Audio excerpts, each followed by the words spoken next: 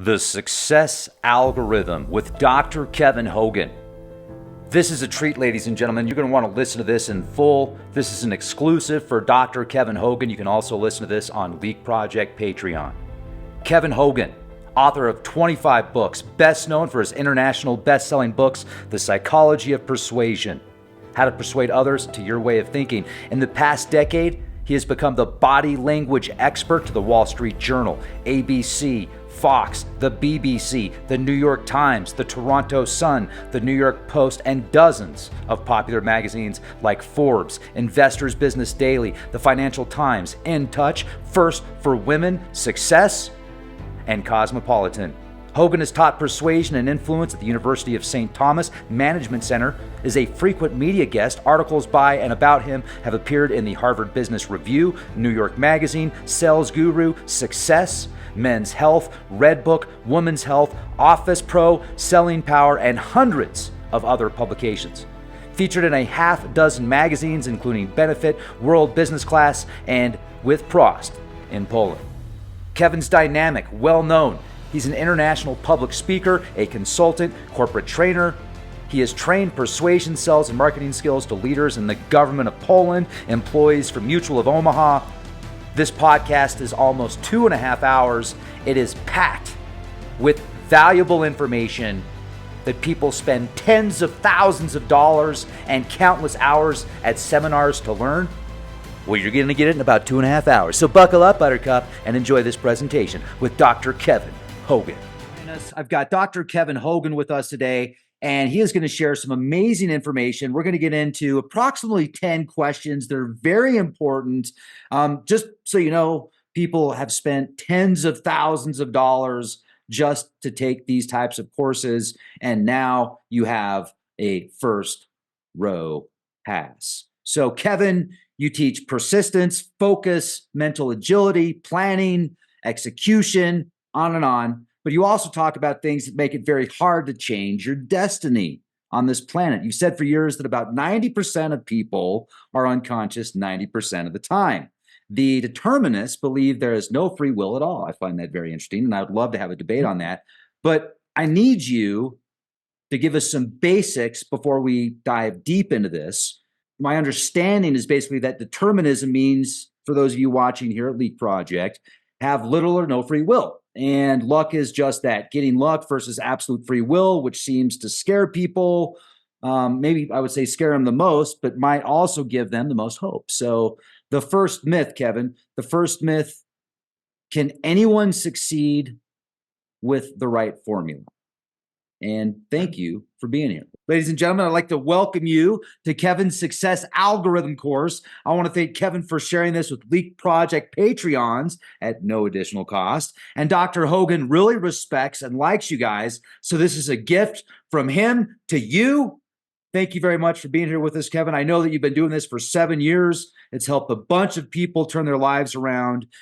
It's not all easy or simple or even possible. So I've come up with 10 questions that I would like to ask you. I think you might agree and show us why success is not just elusive, it's almost impossible for the vast majority of people. Yet you say you can open doors. Others who use some of the same words like achievement and fulfillment can't possibly succeed in helping others. What makes your approaches different and evidence-based? Well, that's the whole deal, is evidence-based. But let's go back for a second, because each of these points that you make is huge. So one of the things that you said is that it's almost impossible to succeed. Let's just call that for a second. That is a fact, by the way. And people hate this fact. They think that everybody should have an opportunity because all you have to do is just work hard and everything will work out. Okay, so I always use what's called the Africa effect when I'm trying to calculate whether something is true or false. All right. The Africa effect is, I think about my friend Ahmed Abdi, who lives in Ogaden. Okay. It's a very dangerous part of the world. He has a cell phone and he walks to get water every day, but he's got his phone. He's a Kevin Hogan fan. About every 3 years at Christmas, I send a check over to pay for his mortgage. It's $50 a month to pay his $50 a month for his 10 people in his family to stay at. Okay. And so So can Ahmed succeed the way that you and I think of success? No. And however, his sister lives maybe 2 hours south of here in Rochester, Minnesota. His brother, I was able to help get him out of Ogaden and down to Australia in Sydney. And so I've been working on his family, but the guy who has put it all together is his brother. And but here's the truth. The truth is that Ahmed, no matter how many great books he reads or great mentors he has, he knows he can only have this level of achievement. Okay. So it's part of this is just being honest, right? It's just being honest, you know. But then on the other side of the coin though, so that's part of this at the Africa effect. The other side of the coin is um just imagine that you want to lose weight. Okay. All right. So now, by the way, don't you do this because you would shrivel up and die. So, but if I lose a few more pounds, I'm fine. So people think, oh, well, I'm going to lose 20 pounds. And my response is always the same. I guarantee you will. And I guarantee in 6 months, you will weigh the same that you do today. Why is that? Because inside of the brain, there's something called a passive goal guidance system. A passive goal guidance system. It's a literal algorithm that runs in the brain. I mean, literal. So, example, let's just say that you're working on let's say that you're editing a podcast that you just did with somebody. You got 3 hours of material here. It's really cool, but you want to make sure that we make the gods that we worship at YouTube happy and that everything is cool. Okay. So you go through and you edit out, edit, right? But about 2/3 of the way through, you sit there and you think, oh man, I could use, for me, it's like I could use a glass of wine. Okay. Or, and for somebody else, it might be something else. But what you don't know is that you're editing, in this case, you're editing. In another person's case, maybe they're watching TV. Maybe they're reading a book. Maybe they're reading a success book. Whatever it is, you don't recognize that you actually get up away from the TV. There's a part of you that just watches the TV as you leave the room. Okay.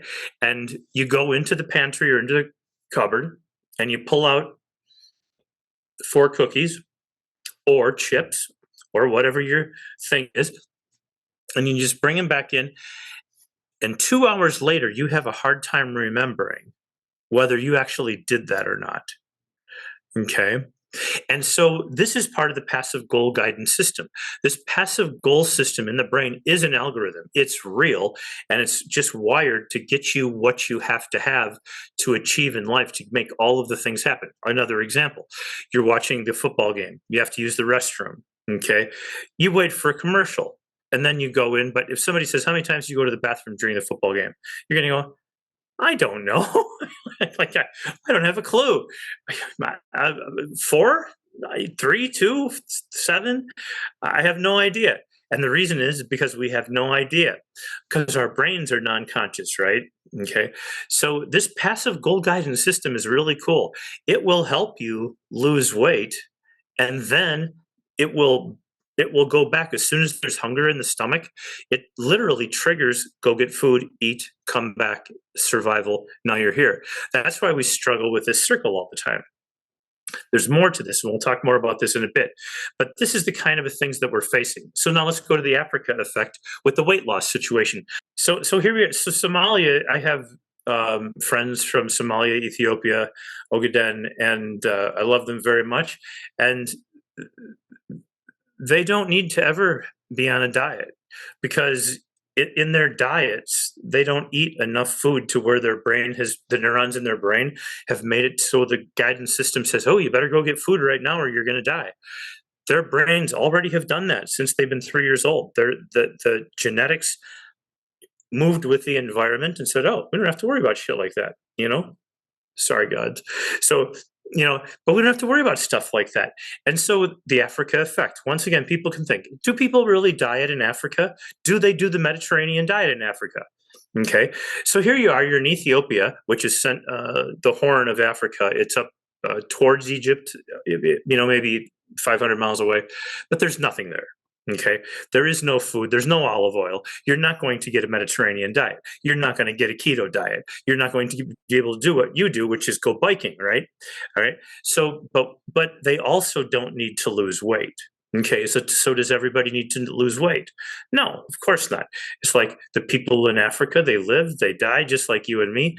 And and so the point is that if you really wonder whether it's possible, just think, in the tough countries of Africa, which is 70% of them, then what's the situation there? Somebody says, "Oh, this will make you healthy and it'll make you live longer." Really? If I take this over to Africa, will this help my friends in Africa live longer? I'm thinking probably not. Okay. Probably not. All they really need is water, some protein, some vitamin C, and they're better. And so the first thing that we want to do is we want to look at context. I use Africa as an extreme example because about 1 billion people live in Africa, and so when I go out there, I say in most parts of the world you can succeed if, okay, but most of my friends in Africa can't. And I have about, I don't know, a lot of my followers on Facebook are from Africa because they know that I really appreciate what they go through. I do help raise money through Oxfam. I've had people bring food to people on my own. We raised money for Rwanda when genocide was going on down there. When the war was there, we had people go there. Some died, and so these to me are. To me, that's success. By the way, we all have these different definitions. So, but before we go on to the next question, because I know we got a lot, but I was thinking the other day, like you wouldn't, because I work in the success circles. I do a lot of interviews and events, and I've written a few books about success. And people always think these bizarre thoughts, like if I just see it in my mind, that it will be real. Okay, like the law of attraction, they call it. And I think that's so cute. Let's just think about that for a second. So, Rex, I want you to think about Natalie Portman, okay, because we were talking about Natalie Portman the other day as one of the people who could star in a Netflix program that you and I are helping to produce, right? Well, by the way, guys, Rex and I are working on a program for Netflix that, we're going to be, it'll go into production. Realistically, it'll go October 1st, trust me. But it could go as May 31st if we really wanted it to. But nevertheless, it doesn't matter. Because when you start a project like Rex and I don't want to say any of the other people's names, but we'll use Eric as a name, okay? All right. And so what are the probabilities? First of all, what are the chances it'll succeed? Even if it gets accepted. Okay. The vast majority of movies lose money. The vast majority of shows lose money. How many seasons do most shows go? 2 or 3, maybe. Yeah, yeah. They give it a chance. They give it a chance, and it's gone. But what about Big Bang Theory, Friends, Cheers, MASH, going all the way back? These were shows that were done correctly because they understood the audience, right? And so those shows, I remember when Friends was on in the 90s and the early 2000s, when they started out, they were making $100,000 a piece. The Friends TV show, if you guys don't know, just a real super popular show from 95 to 05.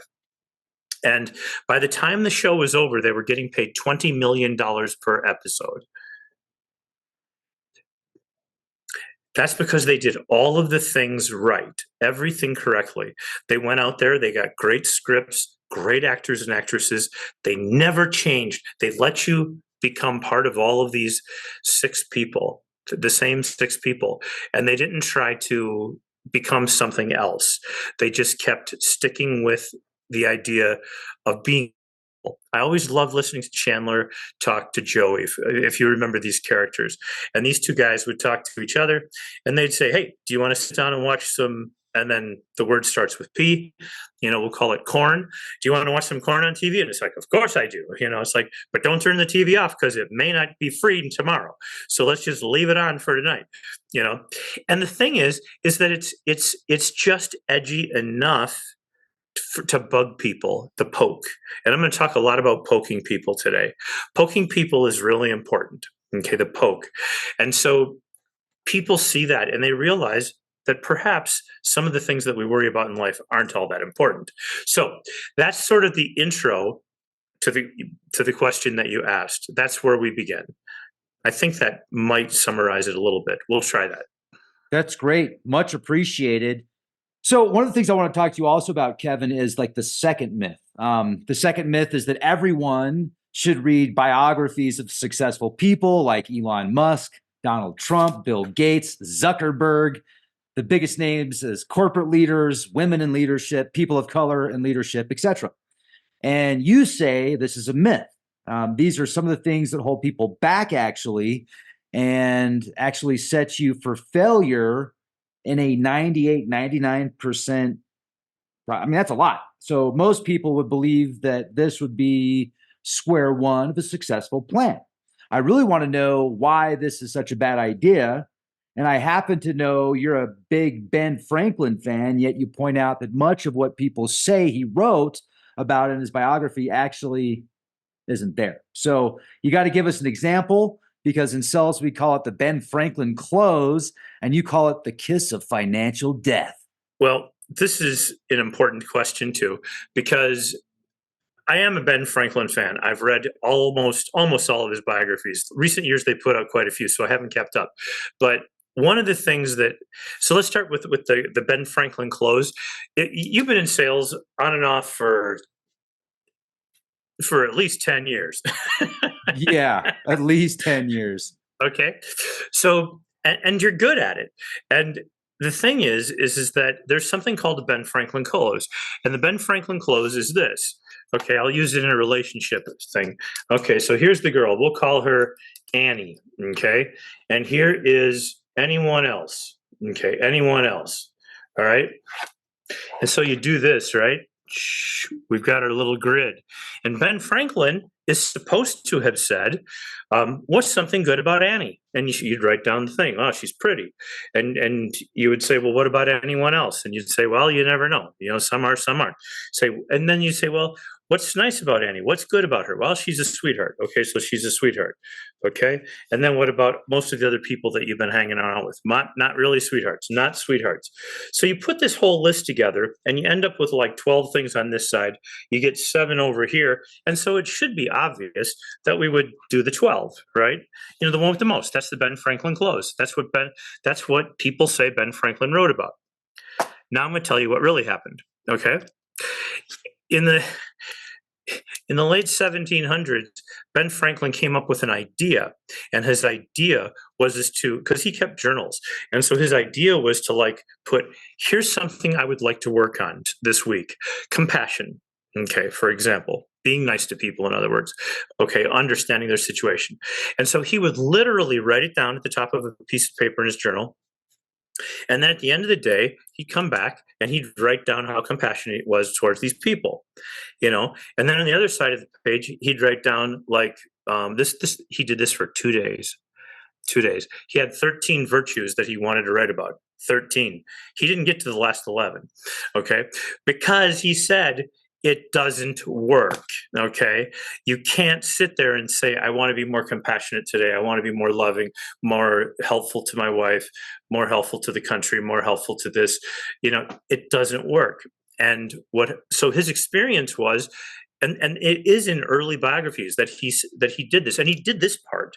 But what people say is, so when you want to be successful, all you have to do is what Ben Franklin did. To which my response is, that's 100% correct. You just don't know what Ben Franklin actually did. He scrapped the project on day 2. He said it's not possible, because in the course of your day, you start talking to all the people that you talk about. And your brain does not sit there and think, oh, I got to be compassionate today. And I just gave that guy an edgy feel, right? So it's like, shoot, you know, so you don't recognize it until you get back home. And so when Franklin put this idea together, all of a sudden people maybe 50 years later in the early 1800s, around the Civil War, they started to use this as a success formula. They're like, look, Ben Franklin did this, and it wasn't his autobiography that he was starting this idea. It just doesn't finish. And so people assume this is what you do, but it doesn't work, because it can't work. You cannot sit there and say, Rex, I want you to be more compassionate and understanding and less irritating about this, or more intellectual about this, or take up this desire to do. I've told some of my friends to school because there's so many easy ways nowadays to go back to school. It costs almost nothing to do the 4 years of education, the first 4 years of bachelor's, for reasons that we'll get into another day. But I can show them how to do it for free. Actually, I can show you how to for $1,000. I can get you a bachelor's degree for $1,000 that's accredited, no problem. So one of my buddies, Devin, who probably won't see this show, I said, I go, just this. I go, man, I go, bring it over here. I'll fill out the app for you. I will order your transcripts with you because have you ever had a project where you sit there and it's like there's something little involved, like you have to make a phone call or an email or just check something online, get a phone number for the company, get a connection, and you don't actually do it? You're like, no, I'll get to it tomorrow, man. That's just, I don't want to do that today. And that's that passive goal guidance system saying, you already made progress. You already made progress on this. We have 20 other things to work on. And it's way more powerful than our pathetic little conscious mind that thinks it's in control of our brain. And it is so cute to watch people think that they're in control of their brain, but they're not. Okay. There was a famous Russian philosopher in the 1800s, Gurdjieff, early 1900s, 1800s, 1900s. Gurdjieff said one time, he said, this is a Russian dude, and he says, I have concluded that 90% of the people are unconscious 90% of the time. And people say, that's just ridiculous. And I say, let me ask you a question. When you go to work, what do you do? Well, I work for the government and I dispatch police calls. And I say, okay, there you go. That's an important job. Really important job. Are you making 60 grand a year? I hope to do that. We want to save lives. Yeah, I make 65,000. I'm doing fine. Cool. Okay, so now let's just take that person's job. What is their job? 911, Kevin Hogan speaking. Can I help you? Yes, we have a prowler at the house.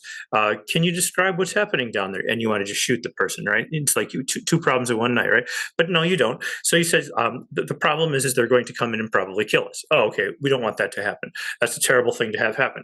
And so this whole thing goes on, and the person dispatches the police unit or the fire unit to go there, put out the fire, and then they go back and do their thing after they're done.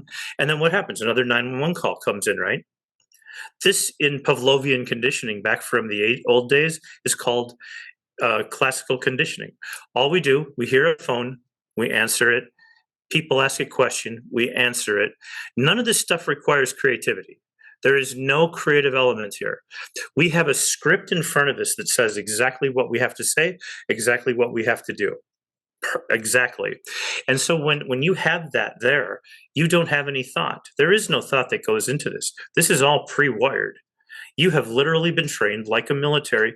You and I have talked many times about the various programs that governments have had.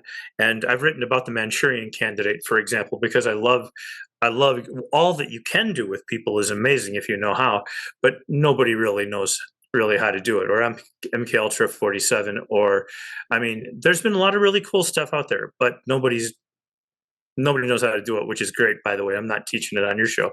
So the deal is that you have these people every single day. They go to work, they do the exact same thing. I remember back in the day, you sold furniture, okay? And one time, I called you up and I said, how's it going, man? And you said, I sold a lot of furniture today. Okay. And I thought to myself, Rex didn't think 1 second today. All he did was go into stimulus response mode, walked up to people, say, hey, Mr. Johnson, Mrs. Johnson, how's it going? Is that your daughter? Nice to meet you. What's your name, sweetie? Oh, it's Annie. Nice to meet you, Annie. What are you doing? Are you going to get something today too? One of my favorite questions, by the way, for furniture. Yeah, my mommy is going to buy me a little chair for my bedroom. Wow, that is so cool. You have awesome parents. So anyway, so it's the same thing. And then you get to you go through the discussion with the people that are there, and you say, well, now here's how this works, and here's how Scotchgard works, and here's why this might be a teeny bit better than this one. For a teeny, it is a teeny bit more. Everything's a teeny bit more, but it's a little bit more. And so you consider that. And then, of course, obviously, if you feel like you have to warranty, because Annie is 4, she will spill stuff on the couch. Okay. It's not a question of when or if, it's just she's going to spill regularly, consistently. As we have more autistic kids out there, it's going to happen more and more often. So we're on autopilot. We're just football games tonight, like the predictions for the football games. And I will actually like literally be able to like figure out the games tonight while I'm sitting here talking to somebody else, because this takes no power whatsoever. And so you're unconscious, you're not there. And this is where the passive goal guidance system of the brain takes over. It's like, you can take the rest of the day off, dude, because I got this. And so the guidance system just goes in there, does it. If you've done it 100 or 500 times, this is not the first time. The first several times people do anything is very tough. But now if you play chess, right? Absolutely. And I think we've determined that we're probably about the same, 1,200-ish, 1,300, something like that. Yeah, right around there. So when you and I play, you could be like my old buddy Jack Young, who became one of the best chess players in the world. You and I have played as many hours as he has, but we didn't play ever increasing competitions and read how to do better chess openings, middle games, and end games like he did. He read everybody's work.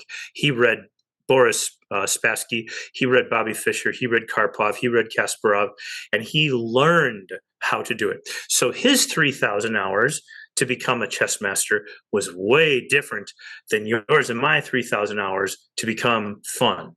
Mm-hmm. Right. He's right? going for the pro, Okay. like he's a professional. That's the deal. So let's go back over. You would think that reading about Donald Trump, I've read 5 books on Trump that are all over the political spectrum. But, I'd like to just share a few things about him that I think that people should know. If somebody gives you 100, one time somebody asked me the question, said, what do you think about Trump's empire? This is like 10 years ago. I said, well, if somebody gave you 100 grand and said, here, kiddo, take 100 grand and go build. And you built up millions and millions and millions and millions and millions of dollars worth of real estate, you have done something fairly impressive. Okay. That's pretty impressive. So there's that part. And that's a true story, by the way. That's how he started. His dad helps him out a little bit. And so all of the people now, by the way, you know me, I'm in the middle. I couldn't care less. There's zero chance. The only place I will be with you on election eve this year is with you on the show. If we do a show, okay, I'm not voting. I wouldn't vote for either of these two people if God paid me to. So the thing is, when people say, what do you think? What do you think about Trump's success? And I'll say, well, his success, he's got a success, which is that he is skilled at taking $100,000, and very much like somebody like Tesla, Elon Musk, for example. What does Elon Musk run? Is he building gas guzzling cars that go fast in the Formula One? No. Why? Why is he not building that? That would pay him a lot more per car. They would be like $100,000 or $200,000 a car. He's building these little teeny boxes that run off of like your AA batteries. You throw them in and you go and you stick 2 more AA's in later on, and you go and you go. All right. So, but both Elon Musk and Donald Trump have a lot in common. They both learned the law. And they both found out that if they do build things, they can take advantage of the law, which is the law. You can actually, for example, in the case of Elon Musk, you can get, it's not just a tax credit for the guy who buys your car. Your company gets a check from the government too.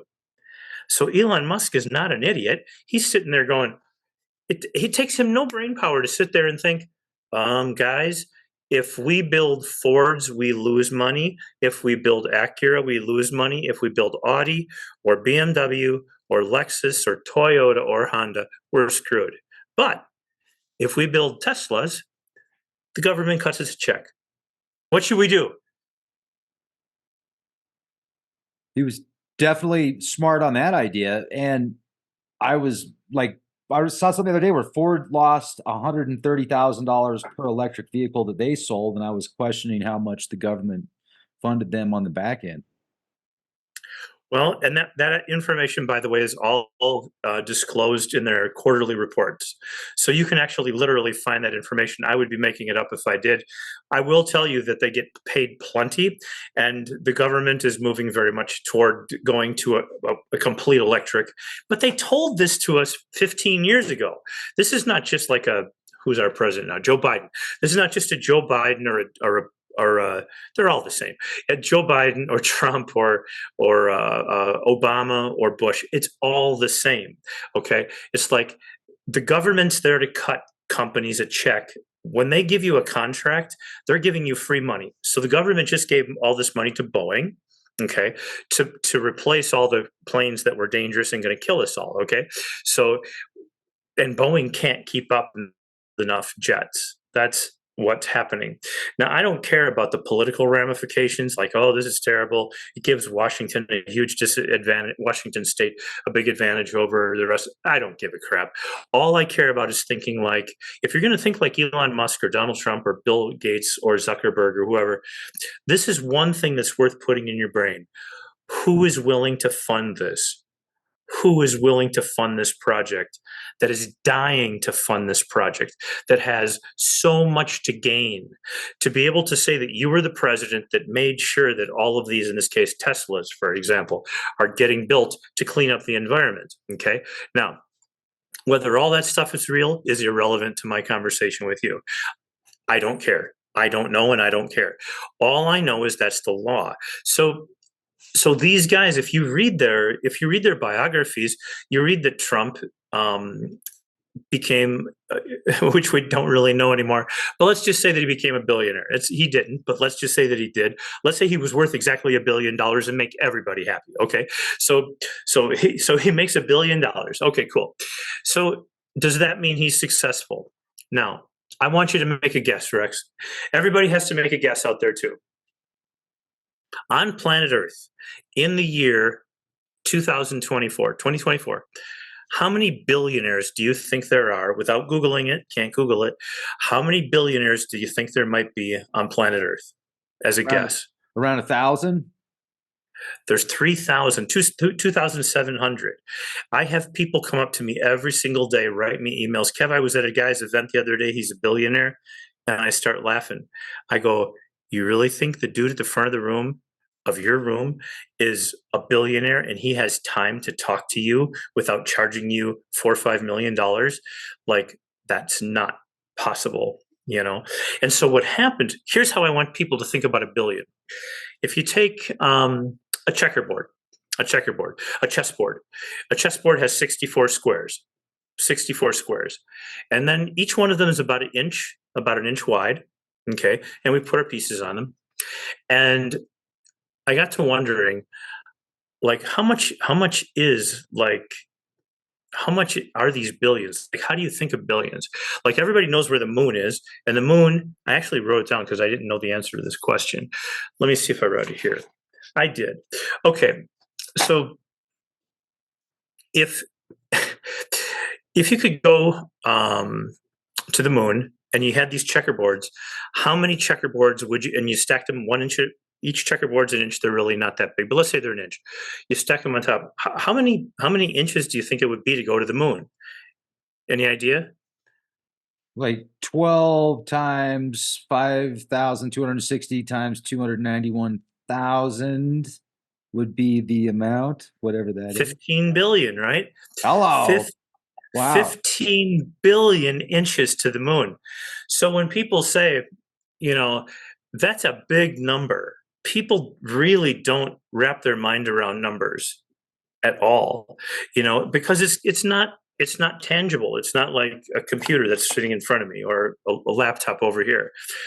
So the point here is that because we don't have a good idea about numbers, we believe whatever people tell us. And this is another reason that reading Zuckerberg or Trump or any of these guys, if you read them, you're going to get a really cool story. Zuckerberg's story is really cool. Dude's going to college. He's a smart guy. He comes up with a great way for his friends to stay in touch. it's a pretty cool story. It's like, I don't care if people like him at the end of the story, what he does, his politics, it's not relevant. All that's relevant is it is a good story. It's an interesting story. And people think, well, you know what? I'm just going to do the same thing that he did because that's called modeling. And my success coach over here says I should model people. Kevin says, please don't do that because you're going to fail. It's not going to work. Okay. All right. Because if you think back, we had a thing called MySpace back in the 2000s, right? Remember MySpace? Okay. And then around 2010, their Facebook came into being. Around 2014, it got really super popular. And Facebook got really, really popular and continues on. And then they changed their name to Meta because, like all big companies, they screw up. Google becomes Alphabet. Why? Because they screwed up a lot. They gave away a lot of data. They used it illegally, blah, blah, blah, blah, blah. So, and I'm not going to knock everybody here. Like, there's always a bad egg at every business. But anyhow, but all these companies, they get the great startup stories, but don't try to think that a person watching us today can do the same thing because they can't. They're not going to. It's not going to succeed. What has been big since Facebook? Nothing. Okay. Instagram spawned off of Facebook. Instagram is owned by Facebook. There are no other Facebooks. Okay. There are none. Okay. And yet millions of people have thought, geez, if I just make a social platform that'll work, I'll be able to get rich. Okay. Well, no, you're screwing yourself. You're trying to invent something that's already there. So stop it. Unless the government's going to cut you a check, like Elon Musk or Boeing or Lockheed Martin or the people who make TSA. I don't know what all that equipment's called. I think I told you one time I got offered a deal to help invent the taser and promote it, the taser for the government. Can I talk about this now? Hang on, I got to think to it. Was my NDA still real? I think this was 2012, 11. No, I can talk about it. So yeah, so they asked me to write to put together how are we going to promote taser, this thing that like electrocutes people on like, dude shows me how it works. I'm like, holy smokes. I remember Mike came to the house. He's got a buddy with him, another one of his investigative guys from the CIA. So they come out. Can I tell that part too? Shit.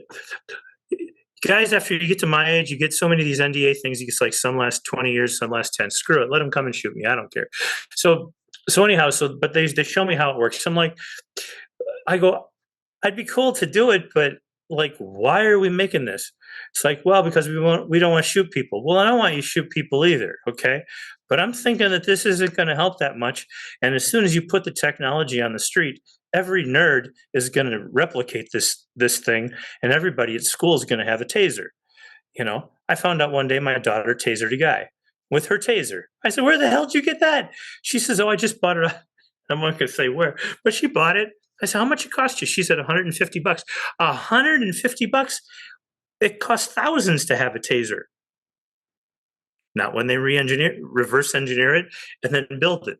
So this point of this whole idea of thinking that just because somebody was successful and we read their biography, it's really important that we know that that's just a story, one story. There was how many people freed the slaves in 1865? One, Abraham Lincoln. That was it. Okay. All right. And other people sit there and want to keep replicating this process as if we still have the process, but we don't have the process. And so don't try to replicate somebody else's process unless the government wants to cut you a check. Okay. Instead, sit there and think like what's interesting to you, what's cool to you. It doesn't have to be fun. Question for you. You got to be really honest. Okay. Really honest. How much of all of the work, now I know that you enjoy interviewing people because you interview some really remarkable people, fascinating stories. Talk about stories, fascinating stories. That's interesting. Is that fun, by the way? Is that part fun? Oh, yeah. Love it. Absolutely. I thought, now, but when you and I are making this video today, you said, and Kev, I'll edit that. And for most people, they just go, "Oh, thanks," and they have no idea what that means. You know, like if we go 2 hours today, if we talk 2 hours, it doesn't take 2 hours to edit 2 hour video. It takes 6 hours to edit a 2 hour video if it goes well. So for my brain, I appreciate immensely that offer, and it means a lot to me. But the vast majority of people think that, wow, if I become a podcaster, this is going to be super easy. All I got to do is get on and get subscribers, and then I get a what it used to be like a dime per view on YouTube, but it's not that anymore. Like, what is it now? Geez, it's about 1,000 views per $10. So it's a penny a view. About a penny a view. Yeah. Yeah. Now, guys, let's do some math here for a second. A penny a view. So people think, oh, well, this person has a million views on that. And I always think, and what do you think that means they did? They worked for 3 months putting that thing together, unless they're, Kim Kardashian or, Lady Gaga or, but are you, that's always a question I always ask. Are you like, are you Miley Cyrus? Are you Natalie Portman? Are you Angelina Jolie? No, you're not. So when they put out something and it gets millions of views, great. But for us to do something, we got to get that million views clustered on one video. It's not like you can get 20,000 and it all adds up to the same money, right? Well, I mean, if you get 20,000 views and you do 50 videos, then yeah, it'll pay the same as one video that's a million views. Now let's look at how much work that is. It's a lot of work, man. Okay. So you and I have done 10 videos, 12, 14, something like that. Yeah. And we do about 15,000 a video or 10,000, something like that, which is pretty good. I mean, it's nothing wrong with that. It's not, I'm not the most popular guest on the channel, but I love working your channel. It's fun. And I love working with you because you're my friend. So, but here's the deal. Let's do the math that Rex told us a few minutes ago. It was 10,000. No, tell me again, what was the number? $10 per thousand. 10,000. Okay. So let's say that we do 15,000 people. How much did everybody watching today? How much does Rex take home? $150. $150. It takes 2 hours to do the video. It takes 2 hours to prep for it. It takes at least 2 hours to get it ready to put up, and probably 3 if it's a long or a good video, one of the two. You have to make graphics. And so now you've worked about 12 hours on a video. You got paid your $150, maybe, if Google's not happy with you that week, that is. So you're making about $11 an hour. Okay. All right. So, and Rex, now, by the way, we're not going to go into Rex's profit and loss statement, but how many subscribers do you have right now on your channel? Over 420,000. Let's go here for a second. Okay. 420,000. People say, well, I've seen shows with 1 million. Okay. I've seen shows with 1 million too. So with that in mind, I don't care. Let's just look at the numbers. So 420 million people. And then let's go back 10 years in time. 10 years ago, we were doing a podcast one day, and you looked at my numbers and you said, Kev, you only got like 20,000 people as subscribers. And you had, I think, maybe at the time, 150,000 or 200,000. Okay. And I remember thinking, oh, damn, I hate being embarrassed. Okay. So there you go. But what it means, though, is that you were willing to do things that I was not willing to do. Okay. It's called work. Okay. All right. I mean, I write books, right? I write, I go to do events. I get paid quite well for those. But when people say, so how much do you get paid to write a book? Usually you get paid nothing to write a book. Guys, I'll let you in on a secret. Rex and I mentioned already, we're co-producing a Netflix TV series, which is really going to be cool. It's basically it's called Judgment Day. It's about the end of the world. And but it's going to be a 10-season series. So it's like the world's not going to die for the first set of episodes, so you're safe right now.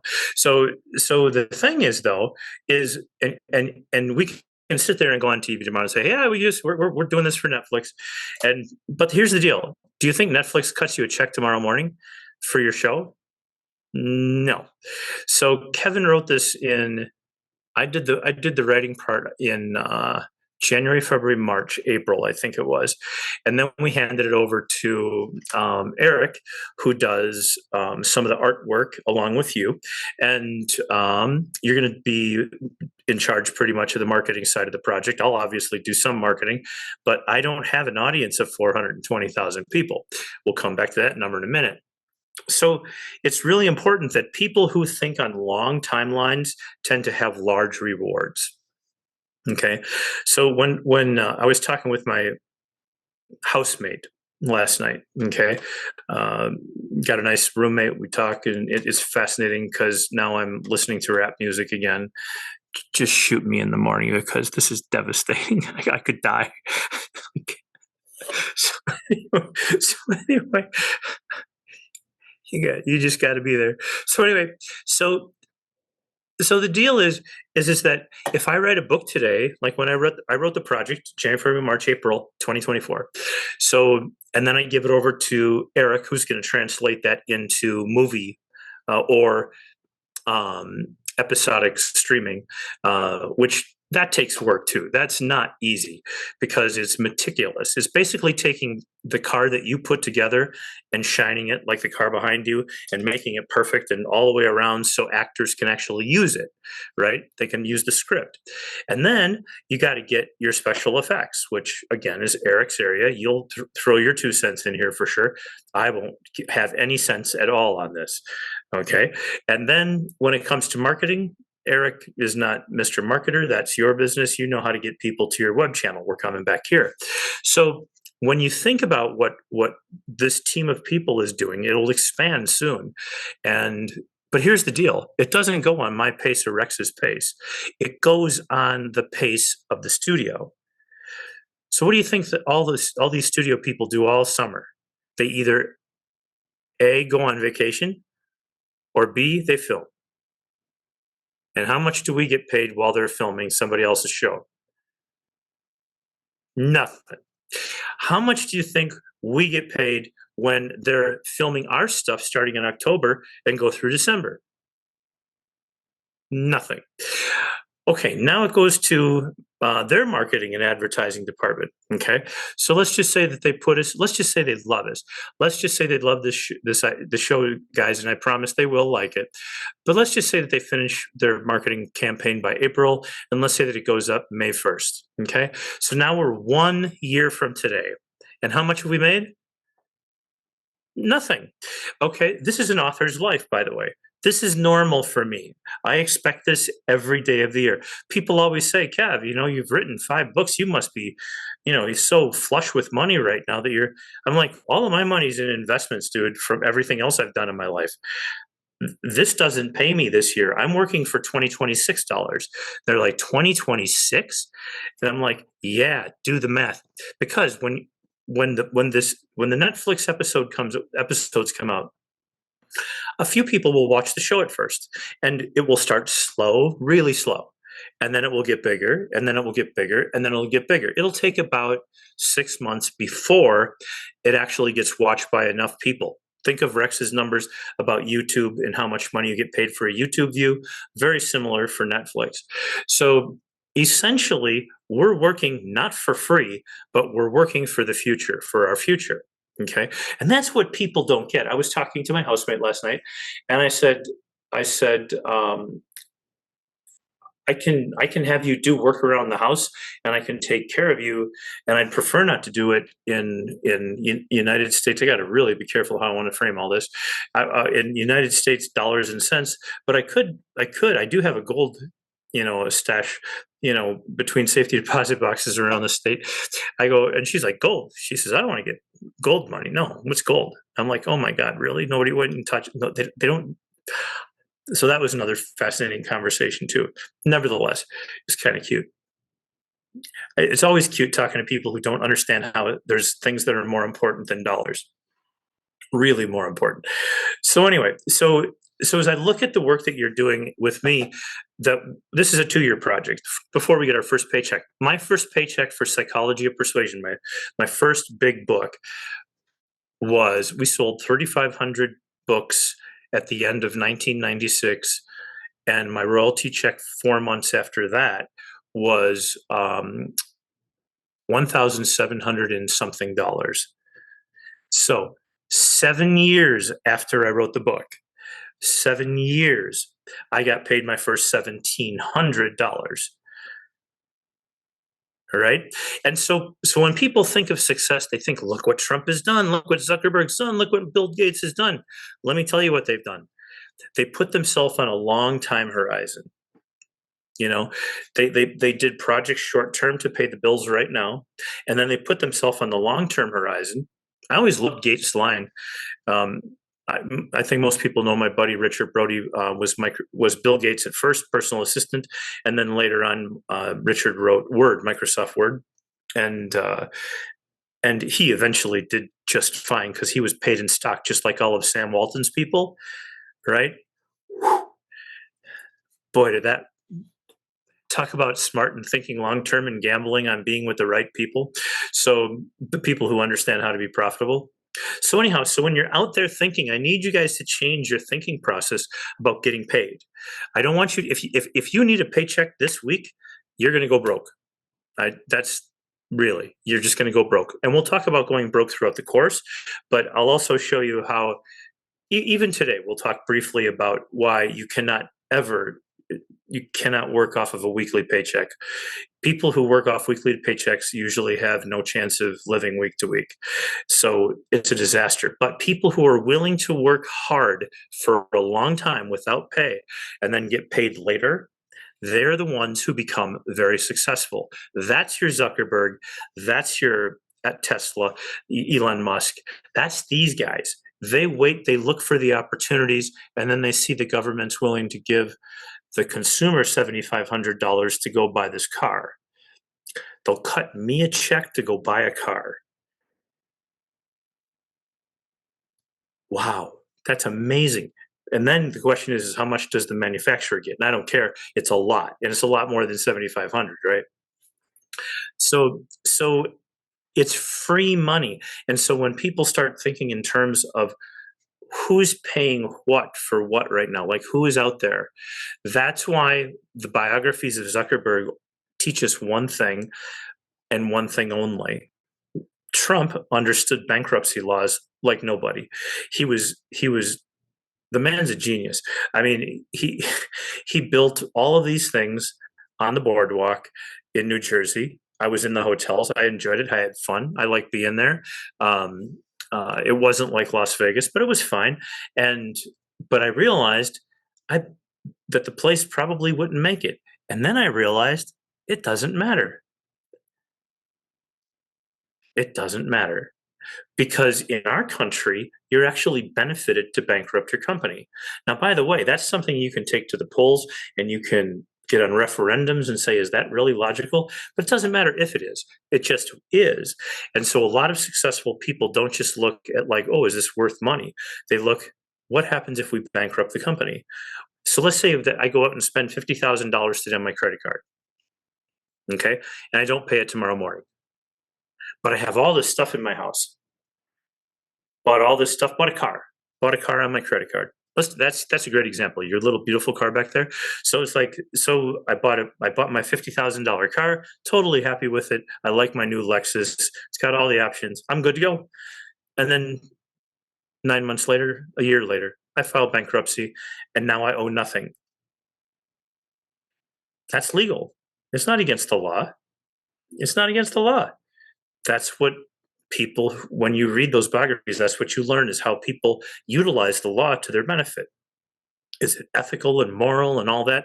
I don't get paid to tell you about that. So that those are some of the things that come when it comes to reading biographies. Like, I really suggest, on average, people stay away from most biographies because you're going to read about a president. We've had 40 of them. out of a billion people. Okay. 40 is a really teeny number. Okay, really teeny number. So don't be thinking about that. Instead, look for people who have a lifestyle that might be fun like you have. Like I've got a place here, it's a nice place. I always talk to you in the bar, usually talk to you in the bar, and I look around and I just think, I can't believe I live here. Like, I'm just Kevin Hogan from Chicago, man. I'm nobody. It's like, what am I doing here? And I go upstairs and I look outside and I'm thinking, how did this happen? Like, you know, it's shocking. It's like, and so the question is does a person want to be worth a few million? It'd be okay. Believe me. When people say, I'm going to make $100 million on this, I'm like, why would you do that to hurt your brain and pain your wife and get your children to hate you? Like, spend time with your kids, like you spend time with Preston. It's like hang out with the people around you that love you, right? Make life successful. Like this part, this part, this part, this part, this part, this part. So we went way past our 10 minutes on that one. I know that. Well, I'm sure. thank you. Thank you very much. That was definitely worth the extra time. And the third thing I wanted to talk to you about is the myth of the rule of 72, making you wealthy. So what's that about? Well, a lot of organizations, I've spoken for some big multi-level marketing organizations, groups that a name you would recognize would be Amway, for example. Okay. And I like working for multi-levels because there's always really some pretty smart, sharp marketers in the group. So that's cool to me. So the rule of 72 is what you're taught, and it's correct. It's essentially correct, where if you have money, if say that you get paid $1,000 or you're going to spend $1,000, one way or the other, let's call it get paid, and you saved all the money, and say that you're going to get 12% interest on it. Okay, 12% interest. You take 72, divide it by 12, and what do you get? You get 6, right, guys? 72, because it's the rule of 72, divided by the interest rate, 12, and in 6 years it's going to double. Okay, well, let's just do that for a second. That's pretty interesting. So say that you're 18 years old. No, I'm going to do something easier than that. Well, no, I'll go with 18. So at 18, you got yourself $1,000, right? At 24, you got yourself $2,000. At 30, you have yourself $4,000. At 36, you got $8,000. At 42, you got $16,000. At 48, you got $32,000. At 54, you have $64,000. At 70, you got $128,000. At 76, you got $250,000, and at 82, you got $500,000. Let's go one more double, make it fun. So at 80, when you're 82 years old, 80 years old, when you're 82 years old, you'll have your million. Okay. And people are taught that. Now, by the way, the math is right. Okay. The math is correct. Unfortunately, the tax laws and real life aren't. So here you are, you're doing something that's pretty smart. You're stashing your money, which is pretty smart. But we have some suppositions here, right, that are really important for everybody to understand. The first thing is it pays 12%. And people say, well, after my son, we were talking the other day, he was helping out at an event down in Las Vegas. He did a little bit of speaking for us. And he's a crypto collector. He collects crypto, which is great, and when you're that age, your belief, because you haven't been through a down cycle, usually down cycles happen about once a decade, and usually they're pretty nasty.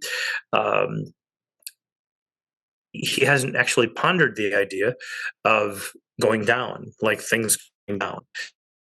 And so the first thing that happens is that we do have $1 million plan here. $1,000 age 18, $1 million when you retire at 75 or whatever the number was we came up with. So all that's cool, but what happens is you have down cycles, okay? And so money doesn't just accumulate at an interest rate that's the same every single year. Okay, so that's part one of that. Things go down, and sometimes things go down in value for 20 years or 30 years. So if you're talking to somebody who's 40 years old and you say, oh yeah, you're going to be rich by the time, you hit 70, 75, 80, whatever, you retire, everything is going to be so cool. It's like, well, that's not quite true, because let me give you some examples here. When it's typical that I get an email or two every single day.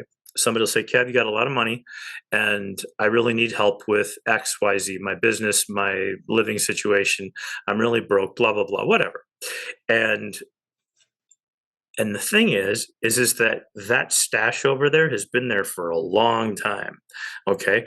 And I have given like family and some friends money over the years, and that takes away all of the 12% interest per year, except for nobody gets 12% right. The average is about 6% interest. 6%, let's just do that math real quick. 72 divided by 6 is 12. So now instead of doubling in 12 years, from 18 to 72, say, you would need to live to 144 for it to go to $1 million. And that assumes that you never take a penny out. But the second you take a penny out, the United States government will take money out. They now take about a third of your money. Okay, about a third. And people are like, I got Social Security. No, you don't.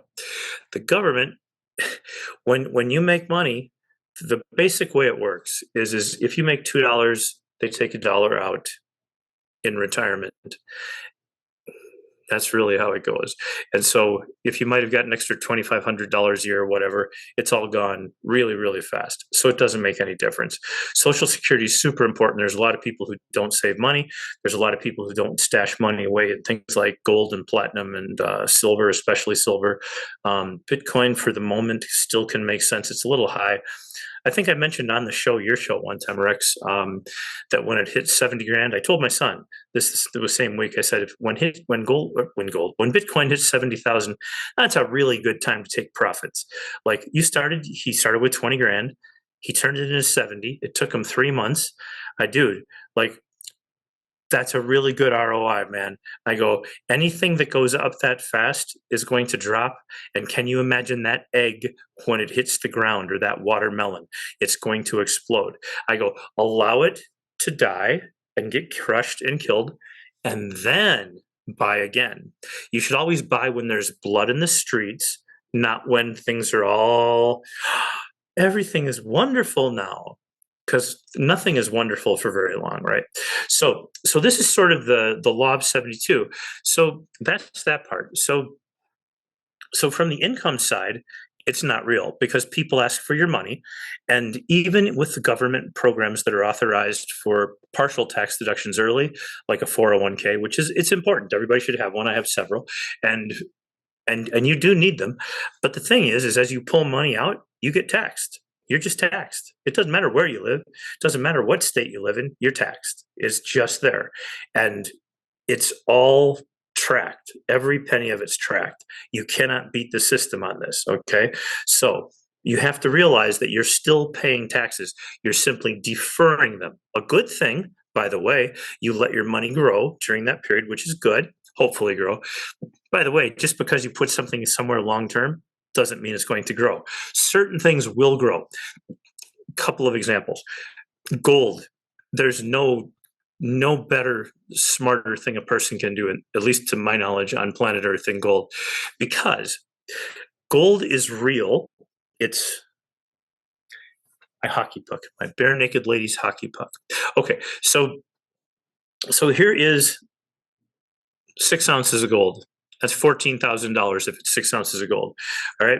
Now here's the deal. Every single year, the dollar goes down in value. Why? Because the dollar they print out all these pieces of paper over here, and then they label them Federal Reserve note, right? Right. And then we hallucinate like you might as well do drugs, seriously, because this is the same thing, and it takes drugs to make sense of this. So the point is all of a sudden now they make, and during COVID, they made so many stacks of these paper,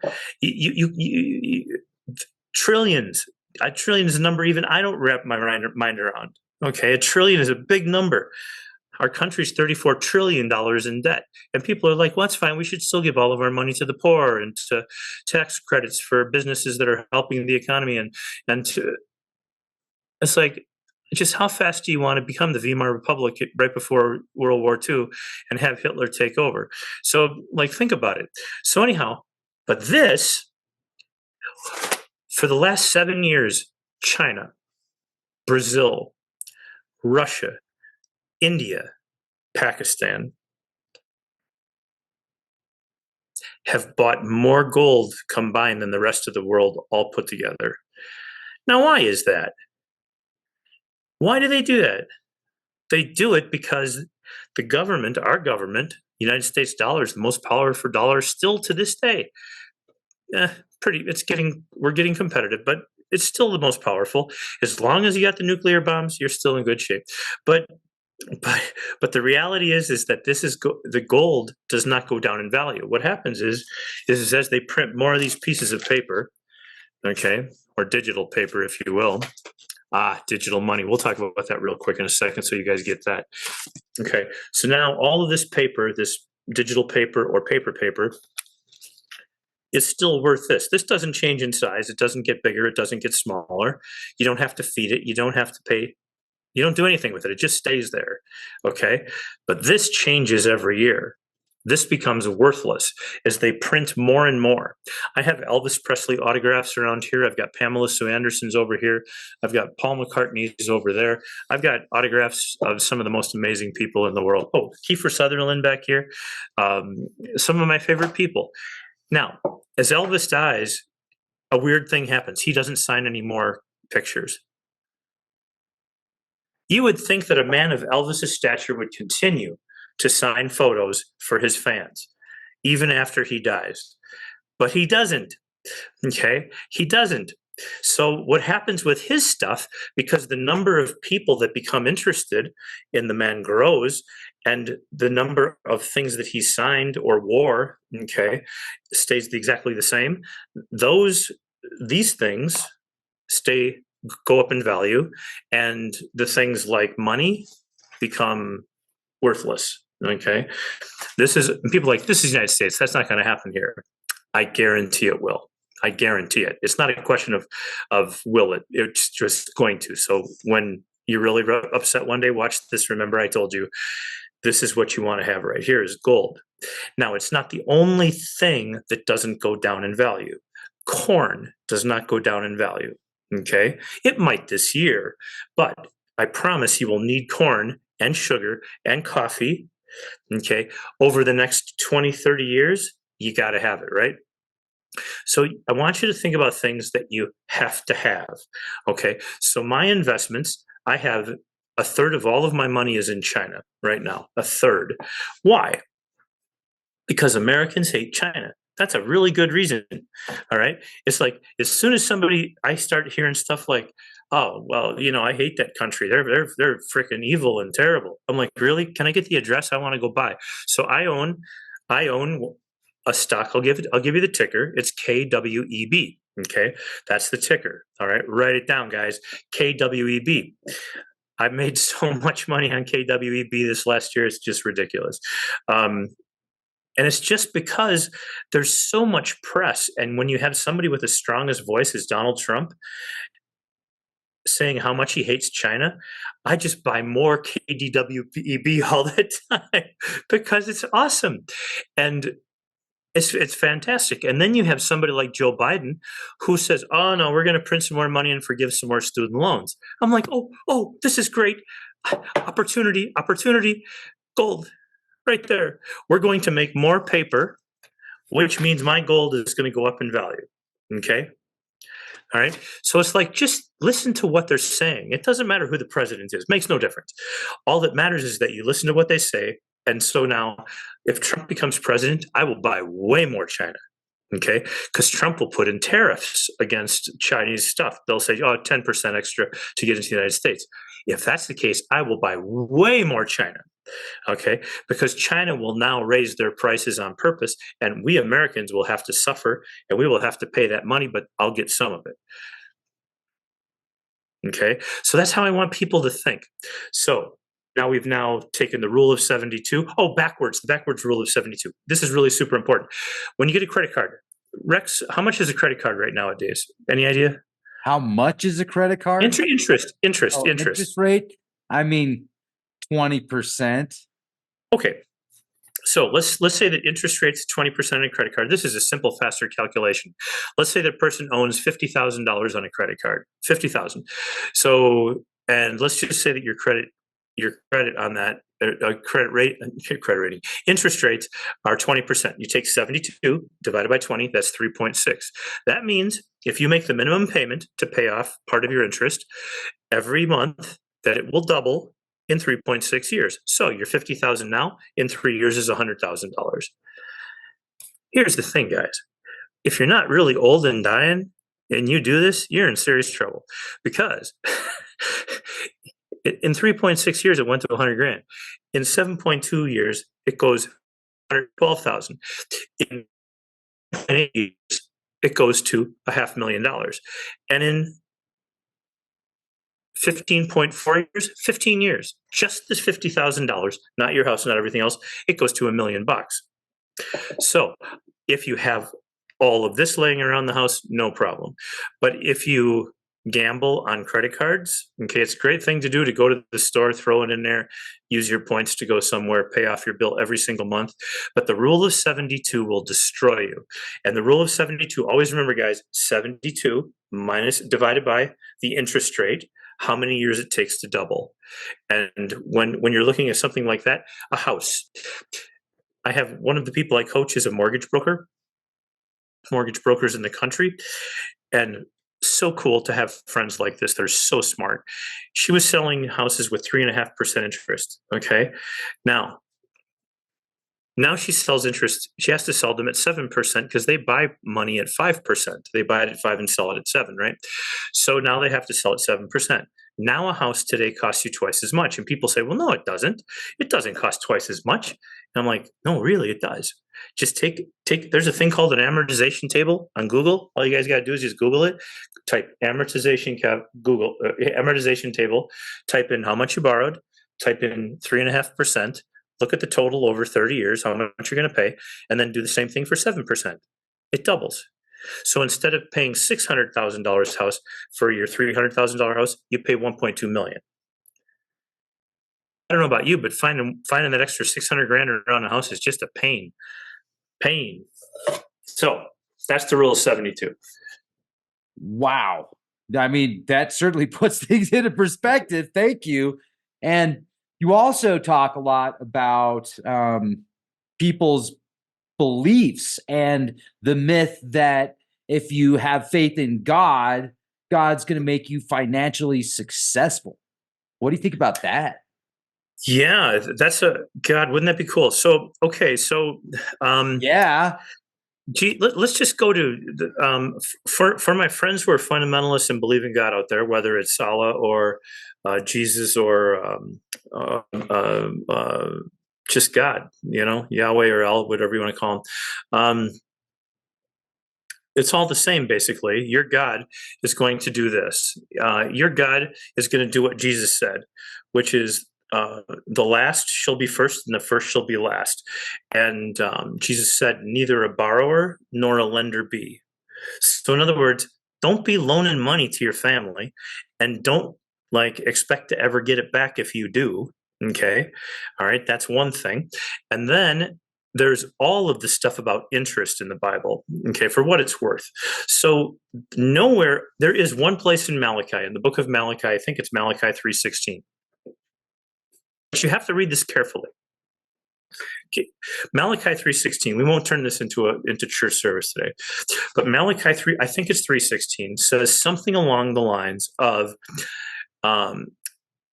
every Sabbath, go into the storehouses and bring your tithe, which means 10%, and give it to God, and then God will pour out blessings for you. It says approximately that. I haven't quoted the scripture in 25 years, but my memory is telling me I'm close. Okay. So you guys can fix me if I'm wrong, and we'll make a note in Patreon.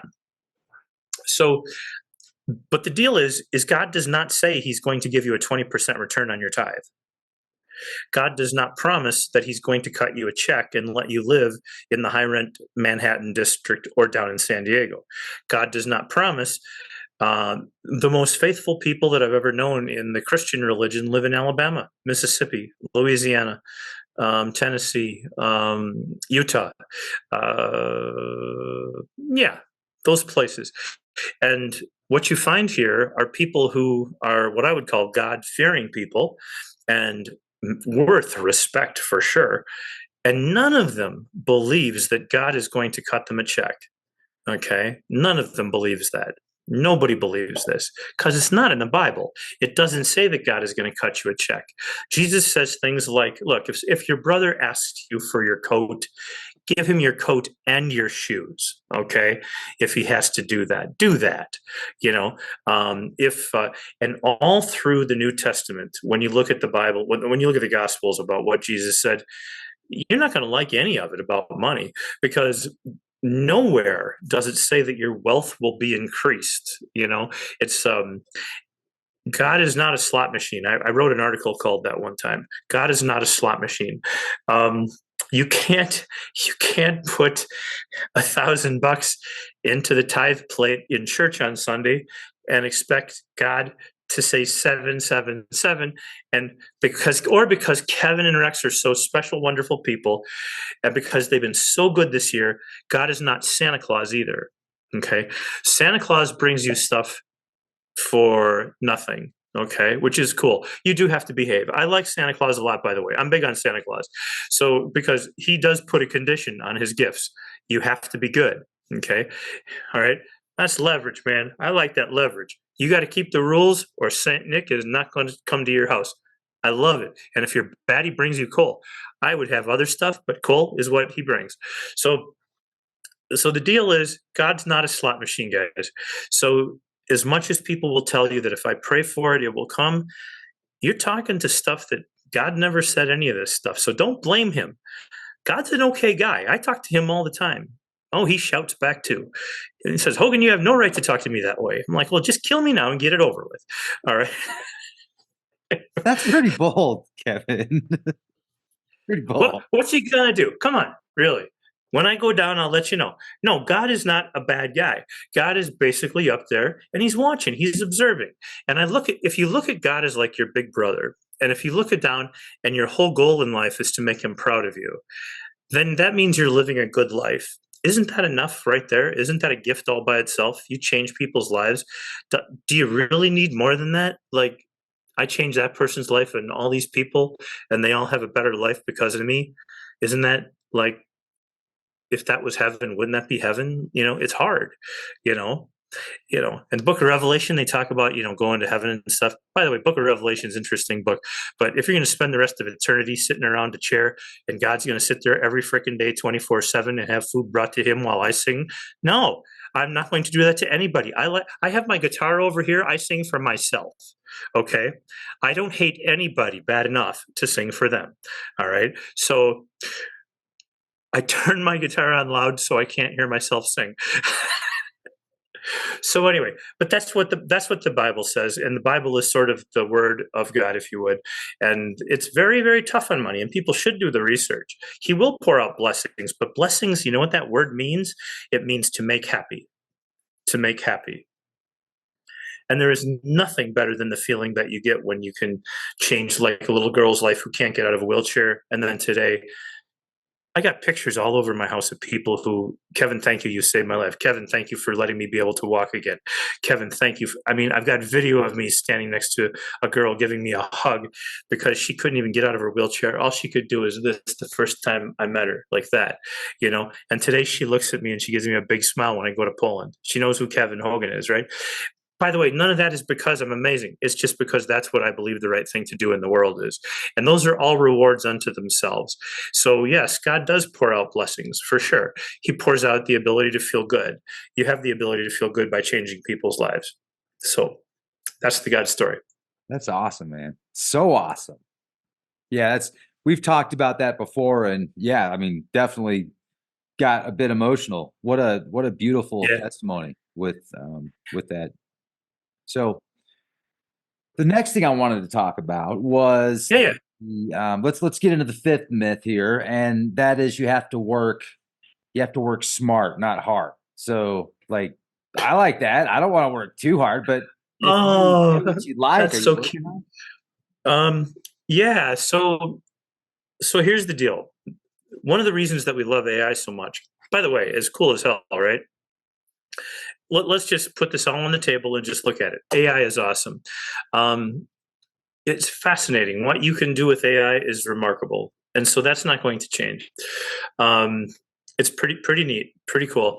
But I have a question for everybody. Let's just imagine that you're a farmer.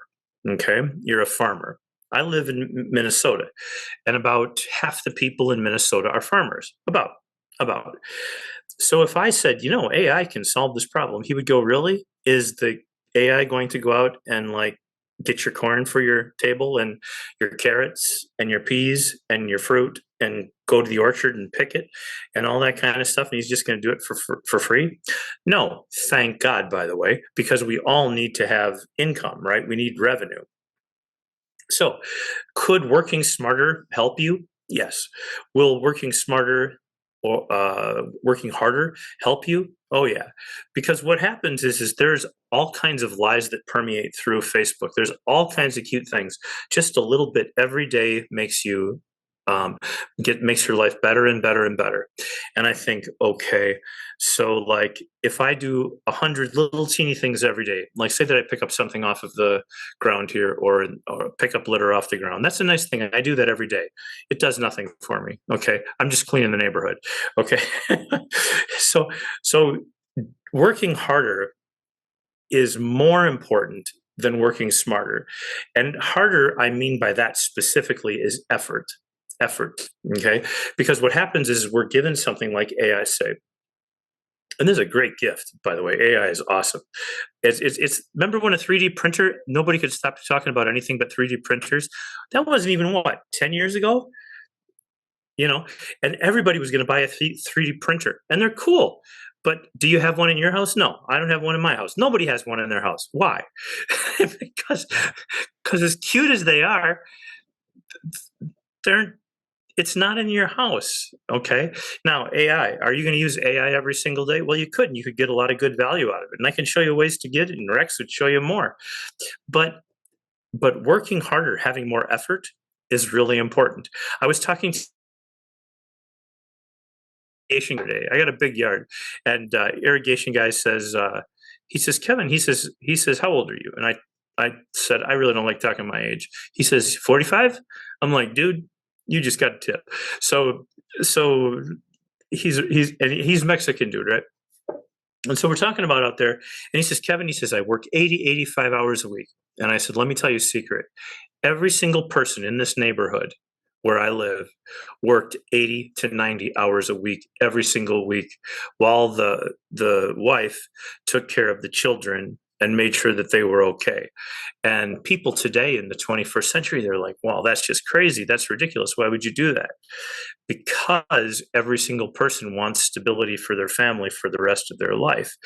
But not everybody puts a high value on that. If you don't put in the effort. So the guy says, do you think I'm crazy, Kevin? His name, by the way, is Isaac. Isaac. And that means Isaac. It's how you say it in Hebrew. And so a Hebrew Mexican dude. I love that. That was so cool. We hung up for 3 hours. I helped him with his work. He'll charge me $2,000 next week. So Isaac and I are out there working on the irrigation. I'm helping him. I'm helping him shovel it and do stuff like this. And working smart, there was no working smart. It was just a question of getting one thing done after another. But boy, there was a lot of working hard. And if we would have not have worked hard, the irrigation system would not work today. Okay. But we could have worked smart and said, well, we could do this instead. Well, we could have, but it wouldn't have worked. So you do need to work. You do have to use your brain. You have to think. You have to be able to implement ideas. You've got to be able to do decision making. Those are all super important things. But people who don't work hard don't end up with a successful life. They don't end up with something that people go, oh yeah, Rex, how many shows have you done? Ballpark. 5,000 or so. 5,000, just a little every single day. Yeah, a little every single day. That's right. 10 minutes is really all you need. In fact, why don't we do short reels? They're only 40 seconds, right? And then would people will pay to watch reels, right? Yeah, no, Right? not gonna happen. So effort really is important, and the only way we get effort is to go do it. And sometimes, by the way, like Rex, I'll tell a story on him. Rex every now and then he takes a day or two off, and he actually goes. You know what he does for fun? He goes into the Rockies, and he rides up to the 13,000 foot mark. I've driven right past where he goes. I'm in a car, and my car is smoking. It's like dying, you know. and I'm sitting here writing to Rex, say, "What time do we go on?" And he's like, yeah, sometime this year." Um, no, I'm telling you, when you're successful, like what Rex has done with his channel, and what all successful people do. I've never met a wealthy person that was not somebody who put all the effort that they have into their creation, whatever their creation is. Artists, I know artists. I'm so lucky to have so many friends in so many fields. And